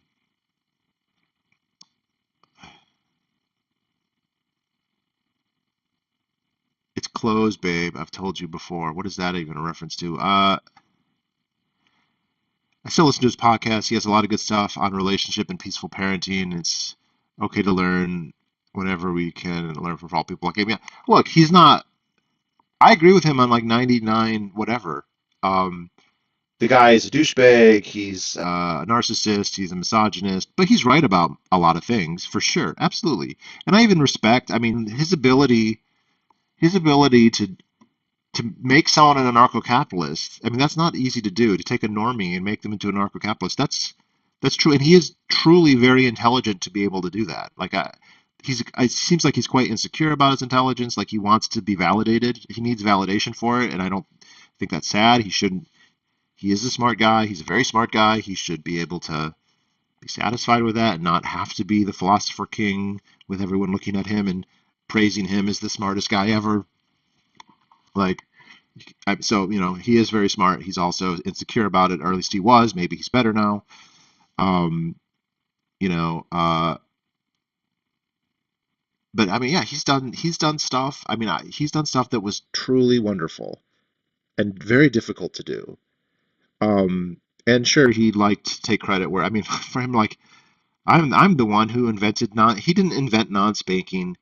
That's been a thing. He didn't invent being against circumcision. A lot of people have been against circumcision. There's been a long process there. And I laud him for that, and that's an issue too that at the time, I don't think libertarians were particularly good at. I think libertarians have become a lot better about circumcision. Like I don't get a ton of pushback from libertarians if I go to Pork Fest and I wear my foreskin shirt. I don't have many people who are like against it, but you won't be surprised the religious affiliation of the people who do. I did have one guy say, "Look, everyone's allowed one exception to the NAP, and that's my exception." Wow, you get one exception to the NAP, and you're going to use it to cut off baby dick or part of baby dick. That's quite. I mean, maybe use it to like I don't know, kill the one person to save the world from the plague or whatever. But no, you get one exception, and it's going to be to cut off baby dick. But again, he was good on that topic, but then he couldn't resist pretending like he started that, he made it up. He's the pioneer on that. Just like the whole, and I remember very clearly the first time I saw him do that, where he said, someone asked him, "Well, how are you going to do defense in a stateless society?" He goes, "Well, I've come up with this thing called a DRO." He starts describing it. I'm like, "Oh yeah, that's just the insurance companies from, I mean, the Market of Liberty in the '70s from the Tannenhills, Gustave de Molinari in like the 1870s or '80s. Murray Rothbard, Power and Market did that in the early '60s." And I'm like, okay, he either doesn't know about that stuff or he does, and he's pretending like he made it. And I don't know. Like, but that's okay. So it's douchey a little bit, but like, yeah, he shouldn't have been banned. He's right about most things. He's done, I think, overall good. But now that he's gone, it's like, who cares? I don't want to talk about him anymore. I mean, people are going to say I'm obsessive. When I did make videos about him, his Steph supporters, who are insufferable, they're like the Scientologists of libertarianism. Like, well, why are you so obsessed with them? Like, bro, I have 720 videos, and probably 10 of them are about Molyneux. Jesus Christ. Uh, you have a Porkfest video from like 2012 where you talk about learning about Bitcoin. Huh. Well, that's where I learned about Bitcoin. Porkfest paid off in the long run. By the way, Porkfest is in like 2 or 3 months, people, and if you have never gone to Porkfest, you should go to Porkfest. I should do a video about Porkfest telling people to go. I mean, if nothing else, you get to meet me. I'll be there. I'll be running pork showers as always. But it's really a wonderful event. New Hampshire's great. The Free State is great.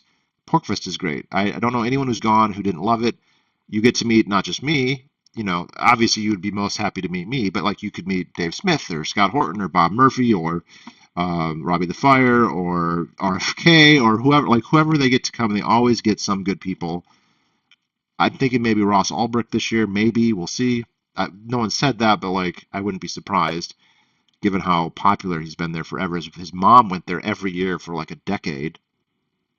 Uh, but it's awesome. And then you can meet me. So like you all should go to Porkfest. Everyone should go to Porkfest. You know how many of you tell me you're going to go and then never go? Come on. Uh, I'm in Washington, which has a lot of retarded laws, like regular size mags are illegal and like the new are sales are banned. Um, I'm the only optimist person in my group that knows all that malarkey is going to get thrown out. It does look like almost all of that is going to get thrown out. The standards that they are now applying for what is and is not the Second Amendment, they've refined them, and they've refined them in a way that bans a lot of the regular regulations. Like basically all the may issue permitting, it's got to be, if you're going to have permits, they have to be discretion. They have to be shall issue, which means, and they can't just be shall issue. They have to be something that are easy to get.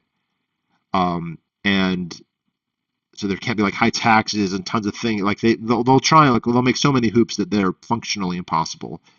And that's not acceptable anymore. The courts are throwing that down over and over and over again. And like people talk that who fucking cares about the NRA, the GOA, which is the real gun rights organization, like the no nonsense, machine guns over the counter or whatever. They bring these lawsuits over and over and over and over and over again in every jurisdiction. They've done a wonderful job, and they're not alone. There's been this legal phalanx of pro Second Amendment people that just, I don't know if I'd like to know how long it's been going on, but it seems like in the early 2000s, like it just kind of formed. it's kind of like a non-Newtonian fluid where like if nothing's happening, it's goopy and you can just go through it. But if you smack it, it gets really hard. And when they tried, there was enough. There are a lot of people who had lost their gun rights. A lot of people didn't care about it. A lot of people weren't gun owners, but there were enough who were, and there were enough who cared that there was resistance, and that resistance became stronger and started winning on the margins, and now it's winning not on the margins, it's winning everywhere now. And so, yeah, I actually think that's going to happen in DC. It's going to happen in New York. New York has been it's really sad. Like they're actively fighting against the rights of their own citizens, tooth and nail. But the gun control position has become more and more and more marginal, and it is going to be swept away. And their only hope is to have that type of federalism where we don't have a federal government that's dictating everything, which I don't think would be a fair trade. I'd be for that, but like that's not going to happen. So,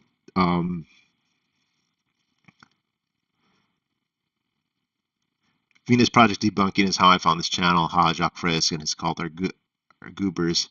That's fundamentally. Yeah, I still get comments on those videos.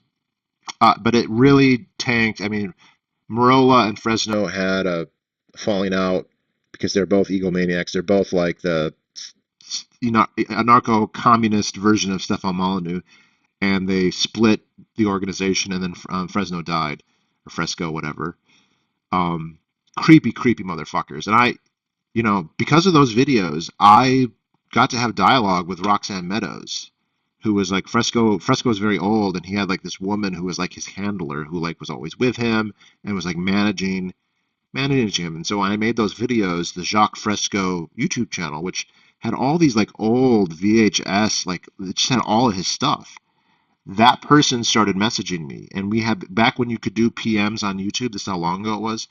We exchanged long, long back and forth messages, and like I feel like, I mean, this might be one of the few like I don't know, contributions or like whatever that I've ever done, because the stuff that they admitted to, and then I found out that that was Roxanne Meadows who was messaging me. So this is like high up the heart of the Venus Project. The stuff in Zeitgeist is just a lie. And it's true that Fresno didn't make it, Marola made it, but like they believe in a technocratic aristocracy that owns and controls everything. And when they say that you'll be able to have whatever you want, what they actually mean is we're going to use Bayesian brainwashing to make you only want the things that we can give you. And if you have any aspirations for things that we can't give you, we will condition that out of you, or more likely just kill you. Totally creepy and horrible. Because he died and because of the infighting, that has really tanked in a way, kind of self-destructed. And those ideas just didn't have any purchase, and they're gone for now. Uh,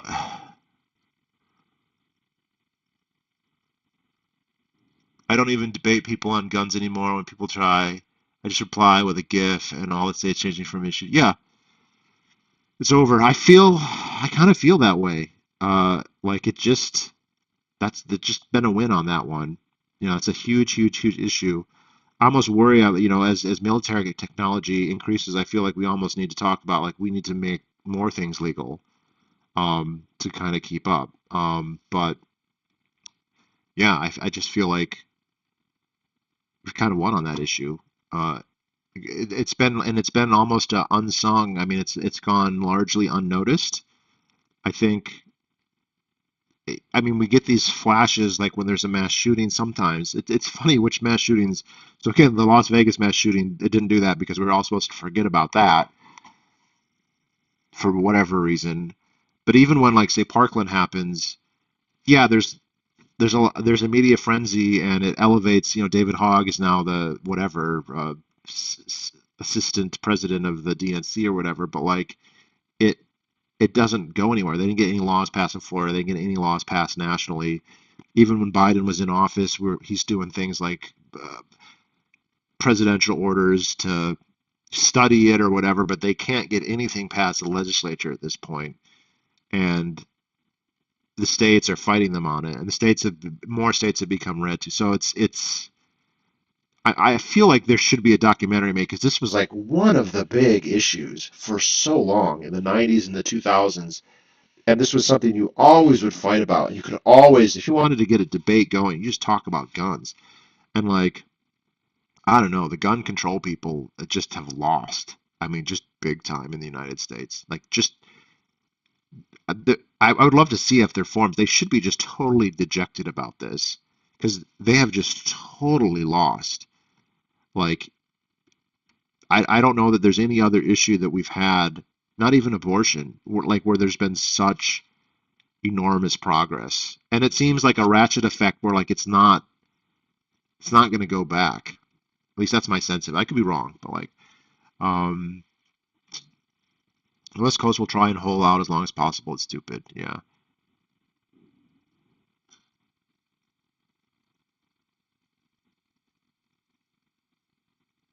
If Germany hadn't defeated France, Dewey would have ran and won in 1940. It would have been the that would have been the best timeline. I know, well, I'm not a big Dewey fan, so I don't know if I agree with that. Um, oh, he also lied about the true sheep's dozing. Yeah, look, the guy is. I'll praise his intellectual abilities and his persuasive abilities, but yeah, he's a petty hedonistic dogshit liar.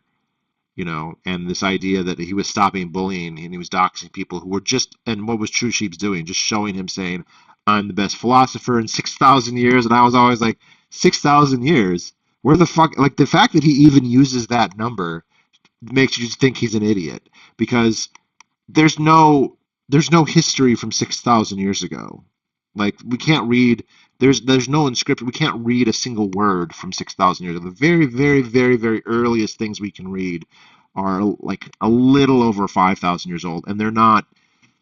There's no biographies of philosophers. Philosophers that we could talk about in any meaningful sense are from like the fourth century BCE, so 2,400 years ago, and you maybe can push it back to someone like Hesiod, which is in Homeric time, maybe 700 BC. So you're talking 2,500. 6,000 years? Are you fucking crazy? It's such and the thing is, whatever, but it's just hyperbolic. And then he's like, you only get one communicator as good as me, like every 300 or 400 years, if you're lucky. Whoa, bro, you're good at what you do. Props. I respect too that like he quit his job and just became this personality and like one that's the level of the intellectual content that he was putting out was way more than your average I don't know what you call it, content creator. And I agreed with most of his points really well. And I mean, I remember seeing a video he did about how pollution could be regulated in free markets, and it was very good. It was an excellent presentation. But then he became like this conservative, like Mexicans are not humans, and it just got really weird. Bu- bu- bu- I agree with most of the 2014 Harry Molyneux, except to none of his reasons for those conclusions.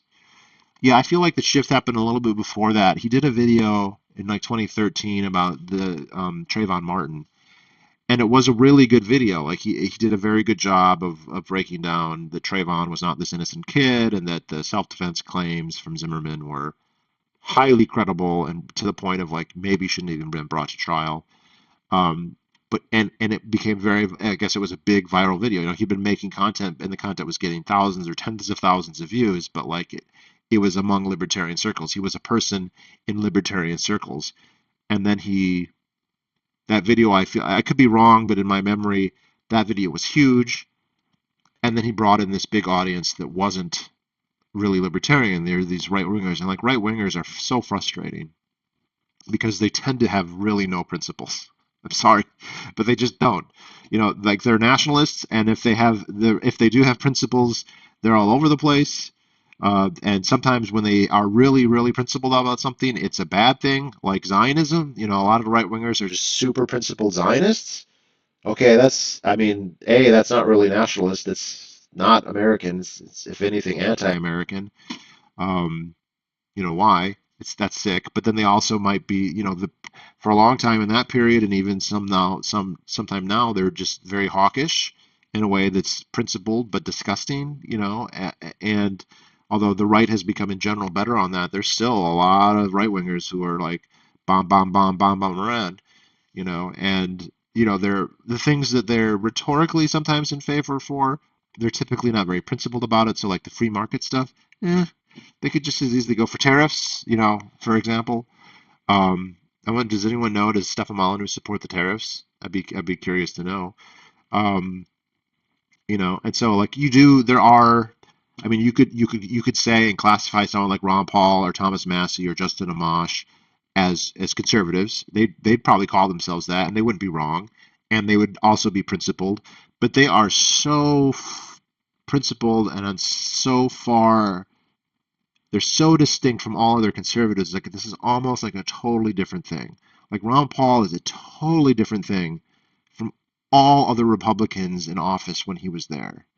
And since then, Justin Amash and Thomas Massey, more than any others, are in that mold. They are totally exceptional compared to their peers, both in how principled they are and where they put those principles. That it's almost like, can you call them that? And I guess you can, but like, are they really conservatives? Because like these guys are so uh, heterodox compared to like their brethren, to other Republicans anyway, for the most part. So other than New Hampshire Republicans, obviously. But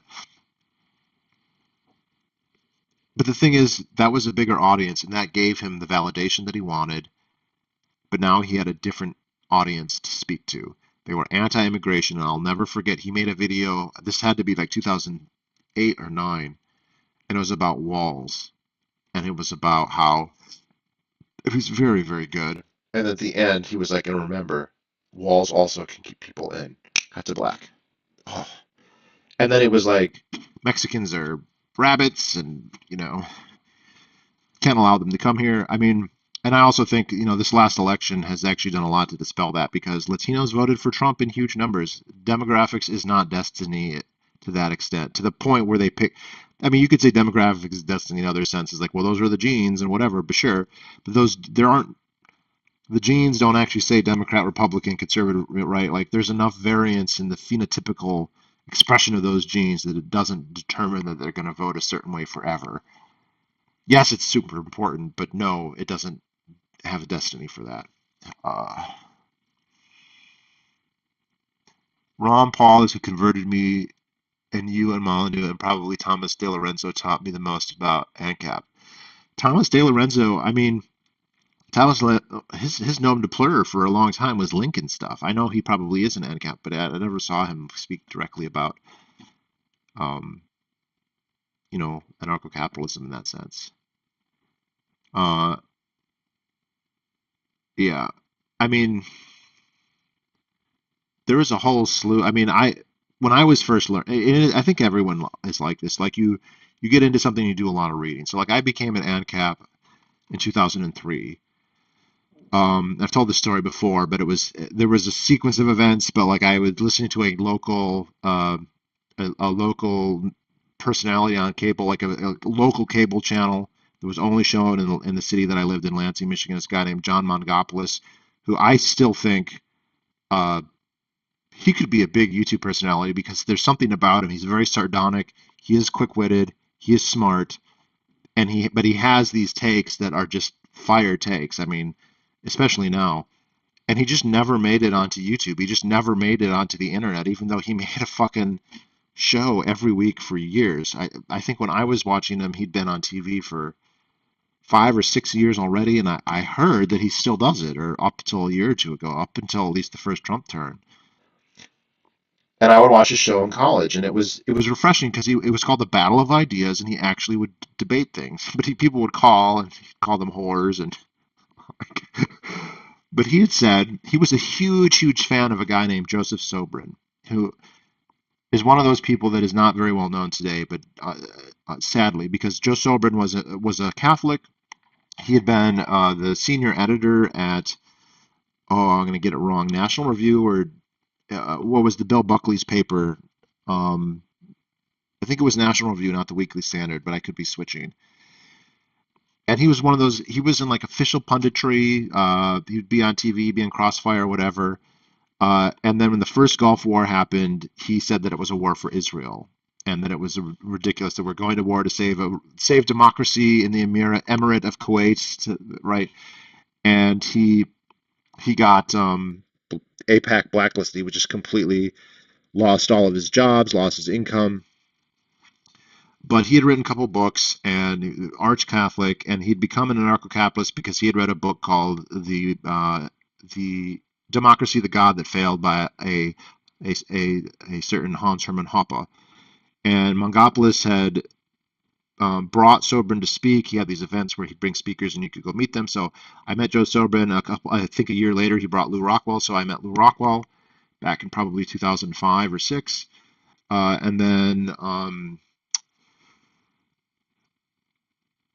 I was talking to him about. I called into the show one day and I was asking him about Joe Sobran. He says, "Yeah, Joe Sobran's an anarcho-capitalist, which Mangopoulos is not." Because Mangopoulos said, "Well, the Bible says you can have a state, whatever." And then I started, this is interesting. Anarcho-capitalism, never heard about this. So I looked it up, and all I could really find, I mean, Sobran had a website where he posted his writings, and he also has a very interesting writing style. Like he has a certain way about his prose. It's hard for me to describe, but it's quite good. He's a very good writer, or was anyway. And it's a famous essay. Probably his best known essay is oh gosh, what was it called? How Tyranny Came to America, I think. And it's just like this excellent, like, look at the Constitution, look at the government that they talked about there, look at the way it worked, and look at now, and tell me that there's something didn't go wrong. Right? Like there's no way to look at where how it was supposed to be explicitly, like how it was described how this is supposed to work.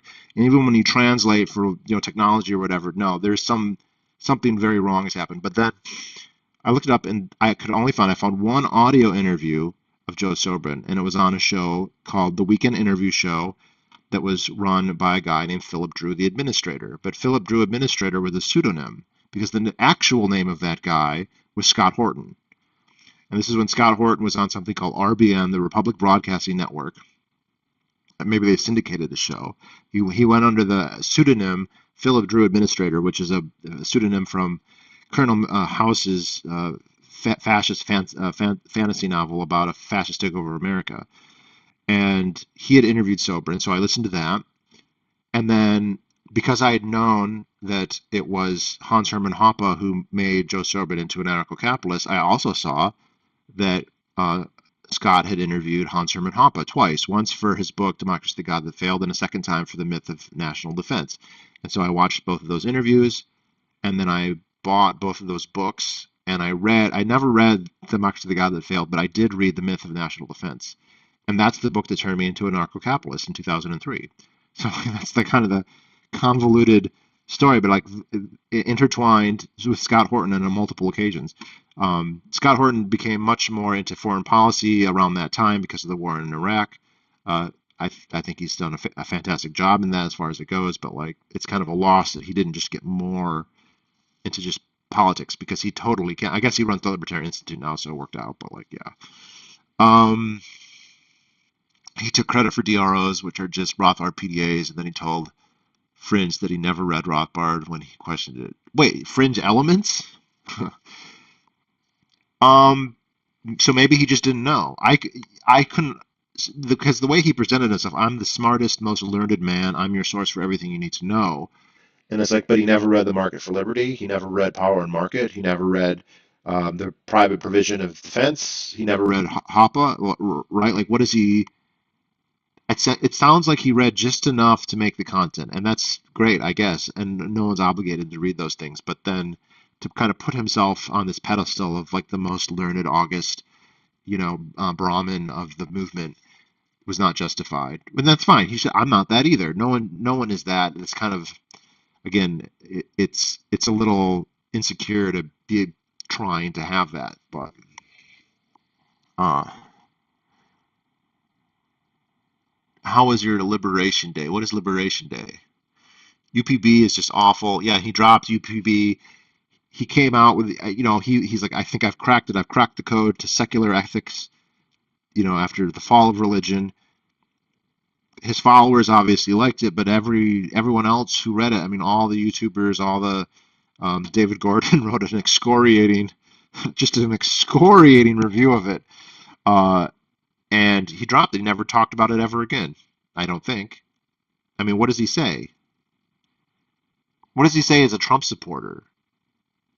And that was the other thing is he like excoriated people for supporting Ron Paul. Ron Paul is, and he wrote this piece. Ron Paul, my Klan, reforming my Klan member, where he compared Ron Paul to the Klan, said you shouldn't give him money, you shouldn't support him. He's a nobody. He's not an anarcho-capitalist. He doesn't he doesn't defoo his family or whatever. And he complained about money because he said, my donations went down because so many people were donating to Ron Paul. I mean, the Ron Paul campaigns, which are definitively the seminal moment of liberty, like the genesis of everything that became before. It really is true. Everything libertarianism before, it's multiple strands, it's multiple threads from all these thinkers and all these, whether they be objectivist, Austrian, Friedmanite, Chicago, right, the paleo, everything, all of them, all those strands came together in the Ron Paul movement. And yes, it's now come out, but like that is, and compared to that, Stefan Mullen was one of those threads, but he's, all the other, like it doesn't compare. And then he became a Trump supporter. But he doesn't say I'm a hypocrite. He says the truth has changed. I've changed. Whatever. Like he can't just come out and change my mind because the whole premise is he doesn't change his mind because he's perfectly reasoned. So he just had to say like I don't know reality changed to make me right again, even though it's a different. Um,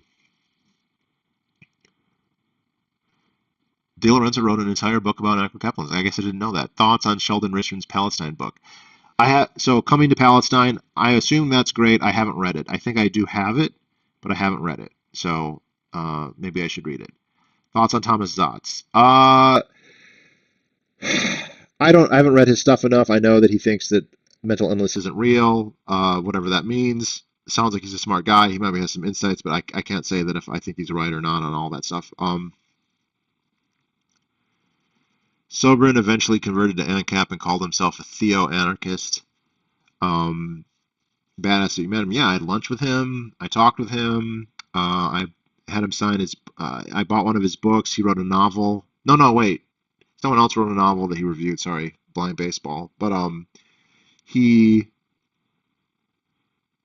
It was interesting. He was very, very interesting.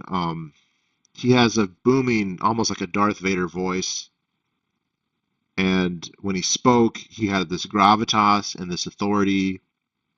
And he was good. He was a very good speaker. But also, there were little hints that he was like a broken man. Maybe I'm reading too much into it, but like when he came out, um, it was at a hotel, and he was staying at the hotel. Like Mongopoulos would get him a room and then rent one of the conference rooms and invite people. And I don't even think you had to pay. And then like 20 or 30 people would show up. So it wasn't like nobody was there, but they weren't big events. And uh, when he came in to give his speech, there's not a big rigmarole. There's not a stage, or it's much smaller than that. And like he his tie wasn't on right, and there was like a stain. And Mongopoulos goes and like, oh Joe, let me kind of like he just didn't quite have it. I don't know. Maybe I'm just reading it wrong. But then so this is before it starts. You almost feel embarrassed, but then whatever he spoke about, and I don't. I mean, he was speaking against the wars, and like it's funny. There was a Zionist in the war who started quoting the Quran and be like, "We got to kill the Muslims" or whatever. It's funny, but it was a great speech. It was a great speech, and it's sad to see what happened to him. And in this day and age, it's just totally different. This was in the time where you didn't have, if you couldn't, be a syndicated columnist on a big paper or whatever, make it into the punditry circles. It was just very hard to get anywhere on a day to day. And like today, I feel like he would have so many more options, whether it would be YouTube or Substack or whatever. And so he was like writing for like some Catholic newsletter that was, I'm sure, not really paying the bills. And apparently he just got totally wrecked financially. Um,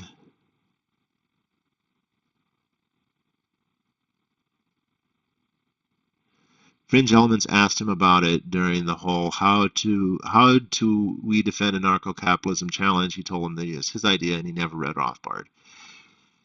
So makes you wonder, did he really not read Rothbard, or did he just want to say that he didn't read Rothbard so he could say the idea was original to him? And I don't know. Um, I guess, I mean, it seems like multiple people did have the idea over the years, so it's possible he came up with the idea himself. I kind of doubt it though. Um, Years ago, Mullen did some interview with some Austrian economist whose name escapes me that passed away about Mises. By the end of the time of the interview, it was clear that he had not read Mises. Well, to be fair, I've only read, I mean, I've read Human Action, I've read this Economic Calculation, the Socialist Commonwealth, I've read Money and Credit, and a couple others. But I have to say, though, I mean, Mises is very, very dense, and I don't know how much I got of it. Like, I've since bought, like, the Murphy has, like, a companion reader for Mises. Like, so, yeah, I mean, I've read Mises, but Guido Husband has a great biography of Mises called The Last Night of Liberalism, which I think is a great book. I think I put it in my best libertarian books series. It's worth reading because his life just encompassed so many different things, so many different characters from not Molyneux, but like Ayn Rand, Hayek, Rothbard, Leonard J. Reed, all these people. Uh, you ever take LSD? No, I've never taken LSD. Um, there was a wee AMDs pointed at you.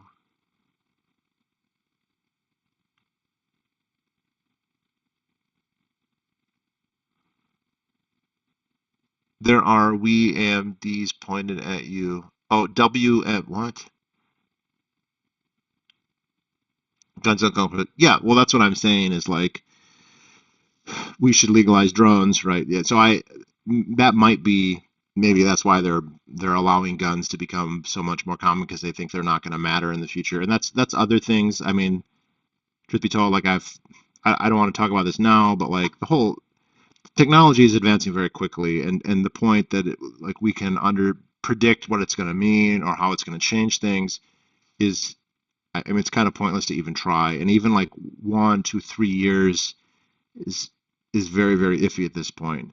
So like, yes, I we don't know what's going to happen, but it's very hard to predict, and it's conceivable. Like, yeah, like, keep your guns. We don't really care because we have weapons that are however many times more powerful, whatever. And so, like, yes, that's possible.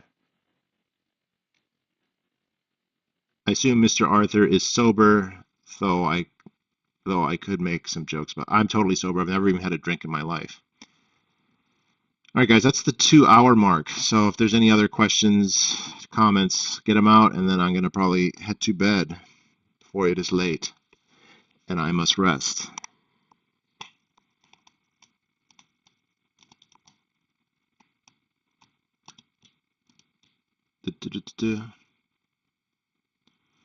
Search for KWL on YouTube. Your comments are so misspelled. I'm not entirely sure what you're trying to say. I think I get it though. Um, yeah, but that's what I'm saying. We should, if it's true that like that you're right, and you are to some extent. I mean, guns would still matter. Guns would still help, but they wouldn't help as much. And so that's an argument that they should legalize the other things too. The anti-drone technology, the drone technology, the diffusion of that is good, I would say. Have you ever read Albert Hirschman's book? No, I'm not sure who that is. Thanks, Charles. Thanks, everyone who stopped by. Good to see you all. Say hi to everyone. I don't know, post, subscribe, whatever, blah blah blah. Post it on post it. I have a Twitter. Post it on Twitter and tag me. Maybe people will like it. Who knows? Like I think most of my followers on Twitter are fake. I think they're mostly bots. Exit voice. I don't know. All right, guys. Maybe I'll do another one soon. If you are catching this after and there's something you want me to talk about or whatever, just post a comment. Maybe I'll see it. Um, Sorry, YouTube doesn't like the words I want to use. Fair enough. Fair enough. I think I get your meaning, though. All right, guys.